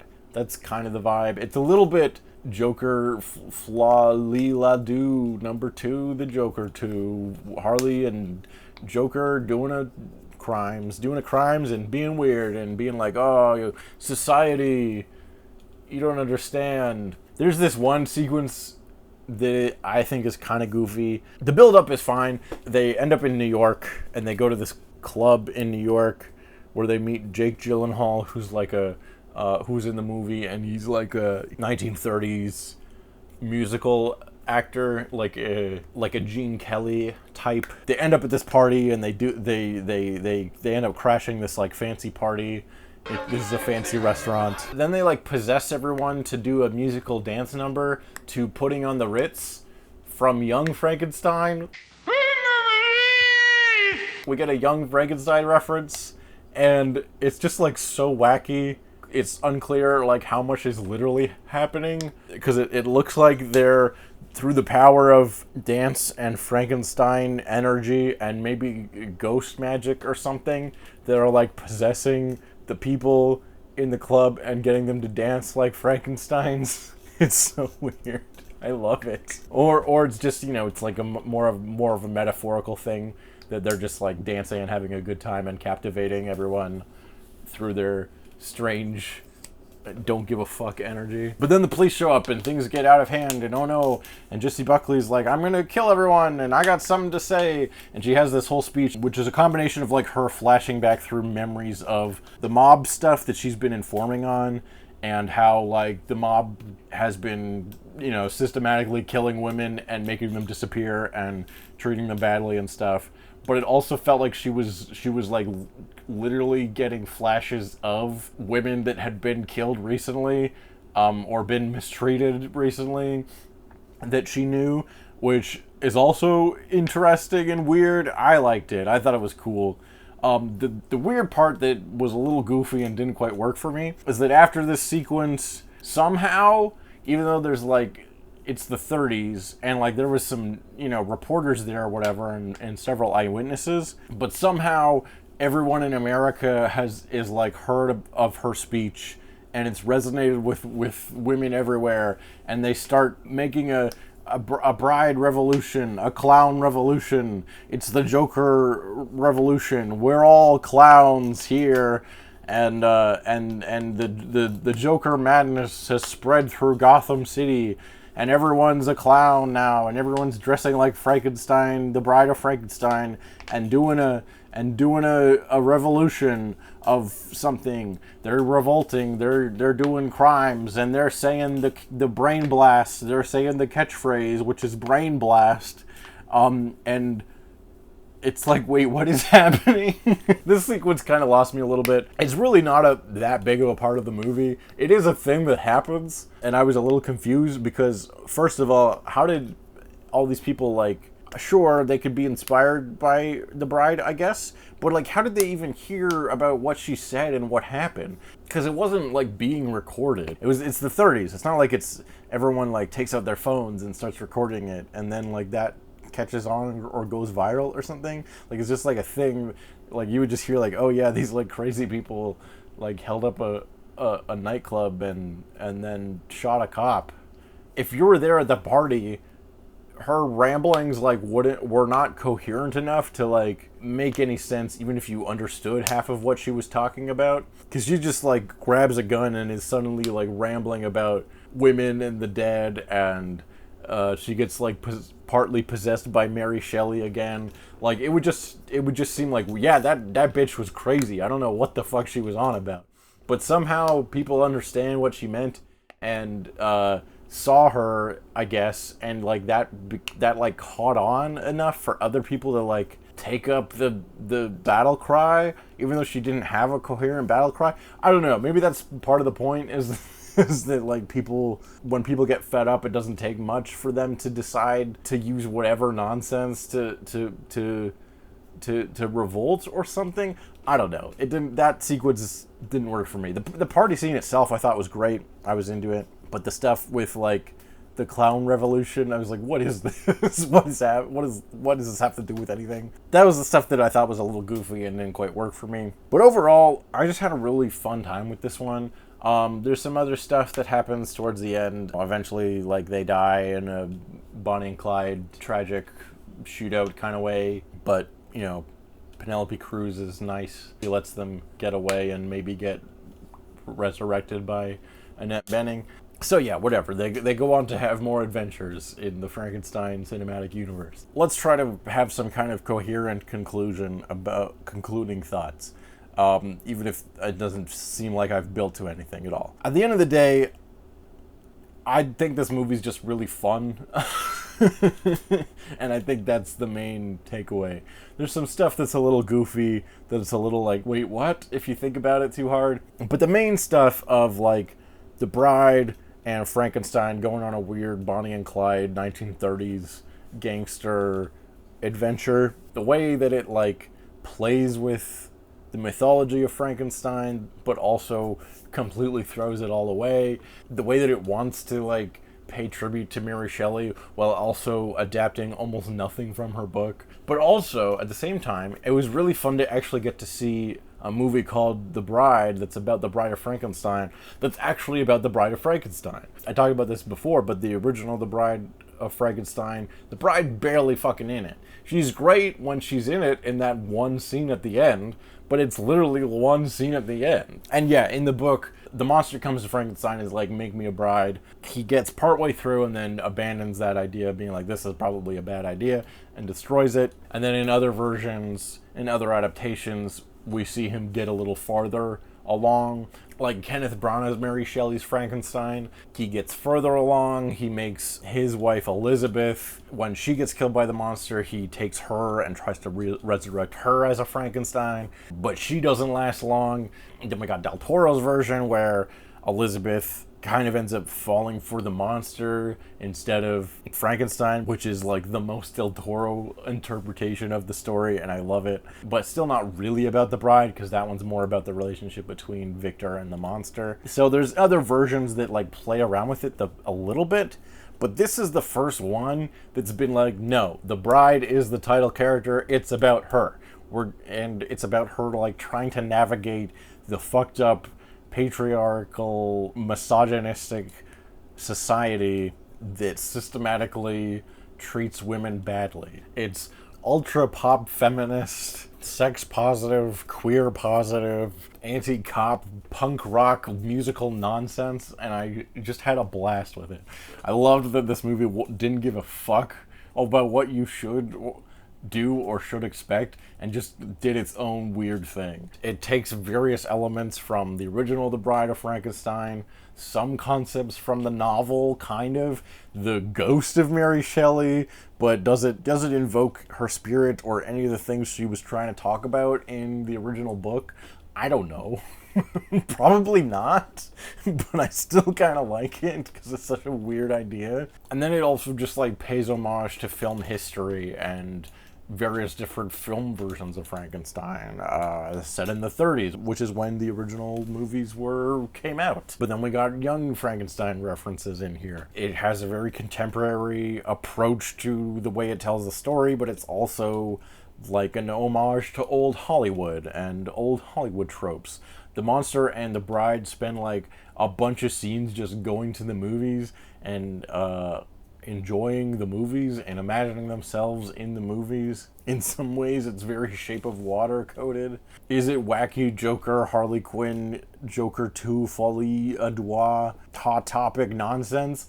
Sometimes, maybe a little bit. But like what? You don't like goofy movies that have fun, silly dance numbers? If you don't like Frankenstein's monster dancing to Putting on the Ritz, like, I don't know how to help you, man. I also just love the look of the bride in this one. Like, just, she feels instantly iconic in a similar way that the original Bride of Frankenstein did. With the face, with the fucked up black on the face. I don't know. It works. It works for me. I like it. That's the review, basically. I don't know. I had fun. I liked it. Worked for me. What do you think? Have I gone crazy? I had a great time with this one. I really enjoyed it. Please let me know what you think, because I think this movie is fascinating and strange. How does it compare to Del Toro's version? I don't know, it's doing something totally different. But how does it rank amongst all the other Frankenstein movies that I've talked about? Okay, let's rank these Franken freaks. How do all these Frankenstein adaptations compare against each other? The most important thing. So I got 3 categories here. I didn't actively dislike any of the Frankenstein things that I've seen. There are some I like more than others. I don't think any are necessarily bad, but there are definitely some that you could probably skip. So my lowest category, we have Better Off Dead. Probably didn't need to be resurrected, but you know, whatever. They're not hurting anyone. It's Alive. These are ones that are like quality, good. They have something interesting about them. I recommend checking them out. And of course, at the top we have Fire of the Gods. The flames brought forth from Prometheus. This is our S tier, highest category. Highly recommend. We're going to start off with the book, Frankenstein by Mary Shelley. This is where I'm going to lose all of my credibility. I'm going to put it in It's Alive. It's good. I enjoyed it for the most part. I don't have a hot take on the book necessarily. There are some parts of the book I really liked, and it's fascinating that a book that's like over 200 years old, essentially, is still relevant and has qualities that hit home today. But it's also very old-timey. It was written 200 years ago, and I'm not necessarily looking to read it again for fun anytime soon, but it is obviously a very important and valuable text. 1931's Frankenstein with Boris Karloff. I don't think this is the most interesting version of the story, but it does have a lot of really iconic stuff in it that became the main thing in the cultural zeitgeist of when you think of Frankenstein. So we're going to put it in It's Alive. For its version of the character that is not really that much like the book, but super duper iconic, I think it's worth checking out.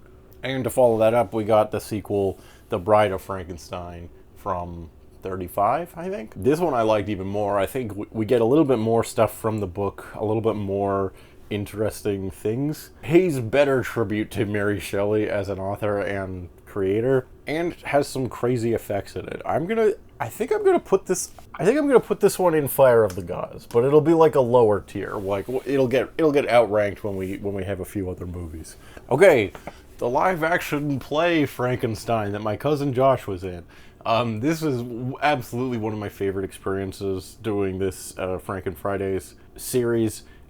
and one of the most faithful adaptations from the book, while also bringing a real modern energy to it. I'm very biased, but I absolutely had a blast watching this, and just getting to hang out with my cousin was also fun. So this goes in top tier for sure. I am biased, but it was also very good. Both things can be true. Okay, we're getting into The Curse of Frankenstein with Peter Cushing, Christopher Lee. This one was alright. There was some kind of fun stuff in it. There's a bunch of other ones from this series, and some of the other ones may be more interesting, but it's not as iconic as the earlier 30s movies, and I don't really know that it does enough different to be that of interesting of its own thing. I think I'm going to say Better Off Dead. You could probably skip this one. I wouldn't call it a bad movie. And, you know, perhaps there are some other, they made like 10 Frankenstein movies in this era in the 50s. So there could be other ones that are a little more compelling. But this one didn't do that much for me. Next up is Young Frankenstein. I do have a DVD copy of this, but not with me. So I just printed off a little picture. Young Frankenstein is great. I think that's going to go in Fire of the Gods. It tells the story, but it's also funny. It's also paying tribute to the 30s movies. The aesthetics are all there, but it also has a lot of really iconic comedic bits. It's just an overall great time. Definitely recommend. Next up, we're skipping to the 90s with Mary Shelley's Frankenstein by Kenneth Branagh. I really dug this one. This one is probably at least from the film perspective, the adaptation that sticks the closest to the book. There's a few differences here and there, but the spirit is definitely alive in this one. I really dug it. It's just this like big gothic, melodramatic epic, and it kind of slaps. I'm gonna throw it in Fire of the Gods. I think it's gonna be right under the live action play, or right around. I don't know. One of these two is up there for me. Those have been my favorites so far. Next up, FrankenThumb. I don't have that on DVD, so we're using Thumb Wars instead. FrankenThumb is a really stupid movie, but it's my kind of stupid, and I think it's funny. I'm gonna put it in It's Alive. Next up, Frankenstein. What a dumbass movie, but it is really funny how crazy and over the top it is. Bill Nighy's in it, and he's always fun. It's so anime coded. And I guess it's technically based on a graphic novel, and also maybe in the Underworld universe or something. But like, should you watch this? Not without some drinks. I'm gonna say Better Off Dead. Around the same time, we got Victor Frankenstein. This one I think is kind of good actually. Apart from the ending, which is kind of a mess. The main story between Igor and Victor is really, really fascinating. James McAvoy is incredible in this movie, and it does a lot of fun and different things with the mythos. So I like it. I'm going to put it in It's Alive. Honestly, I'm going to say it's better than the original 30s one. I think it's more interesting and has more to say, despite the third act being kind of bad. Frankenweenie. This is one that I wish hit for me, but didn't. I'd say just watch anything by Leica. You can skip this one. It does have some great animation, but you can skip this one. Better Off Dead. And The Light is also bad. I think Frankenstein is the most interesting, even though it's not a good movie. So I'm going to put that there, and then, I don't know, probably something like that. Very quickly, Lisa Frankenstein. This is one that I forgot about and wasn't really technically part of the Franken-Fridays process, but I watched it last year for a Halloween video. I'll put a link in the description. I remember it being pretty good. Let's put it in It's Alive. I don't know, somewhere around there. Next up, Frankenstein's Monster, Frankenstein. This movie only exists on Netflix, so here's a picture of David Harbour as Hellboy. This movie's funny, it's weird, it's not really a Frankenstein adaptation, but it is playing with the story a little bit. So I guess I put it, also in It's Alive. I definitely think you should check it out. It's on Netflix, it's like a half hour. It's fun. Okay, now we're caught up to the big boys. Guillermo del Toro's Frankenstein. The whole reason I did this video series in the first place. I do have a poster for this one, but I don't have it with me. So here's a picture of Jacob Elordi. Yeah, this one was great. It's easily in Fire of the Gods. I think it's my favorite. I think it's been my favorite one of any of these. It did not disappoint. It hits on so many different levels. I love that it's completely unsubtle about any of its themes and what it's trying to say. The art direction, the production design, the costuming, the makeup effects, all fucking phenomenal. And it seems like most people agree that this one is top tier. It's super cool that it was nominated for a few Academy Awards as well. Yeah, it's just a banger of a movie. I saw some people talk about how like, oh, it's not that much like the book, and like, bro, what are you on? Of all the Frankenstein movies, literally only 2 of them follow the book to any capacity. The other one being Mary Shelley's Frankenstein from Kenneth Branagh, which is more like the book, but the next closest one is Del Toro's. So you need to get watching Frankenstein flicks, because really only 2 of them follow the book to any meaningful capacity. Oh, there we go. That's a little bit better. And finally, The Bride. I just have my movie ticket for this one. I really dug this one. Overall, it's gotten some sort of mixed reviews, but I was down with it because it was just like doing its own thing and didn't give a single fuck. and I thought that was fun. I think it's Fire of the Gods. It's also just like probably around here. Yeah, I think that's fair. Put it next to Young Frankenstein. That feels appropriate. It was also fun to see a movie actually about the Bride of Frankenstein, which the original Bride of Frankenstein is barely about. And it's cool to kind of see the bride and the monster actually like get to spend time together, which is something we literally never get in any of the other versions. Sometimes the bride appears. Frankenstein almost makes the bride in the book, but then chickens out at the last minute. And sometimes he goes as far as making her in some of the movies, but she don't last very long. So yeah, I liked it. I thought the performances were fun. There's some goofy moments for sure, but I also liked that it like was just having a good time doing whatever the fuck it wanted. So, is there anything I want to move around? Nah, I think that's pretty good. Let me know what your thoughts are. What are your rankings of Frankenstein movies? Of course, you can check out my full reviews for all these movies and stuff in the playlist linked below. What's your ranking of Frankensteins? What's your favorite one? This has been Franken-Fridays. This was a very fun project for me. I hope you enjoyed it. And that's it. That's the end of the video. Bye-bye.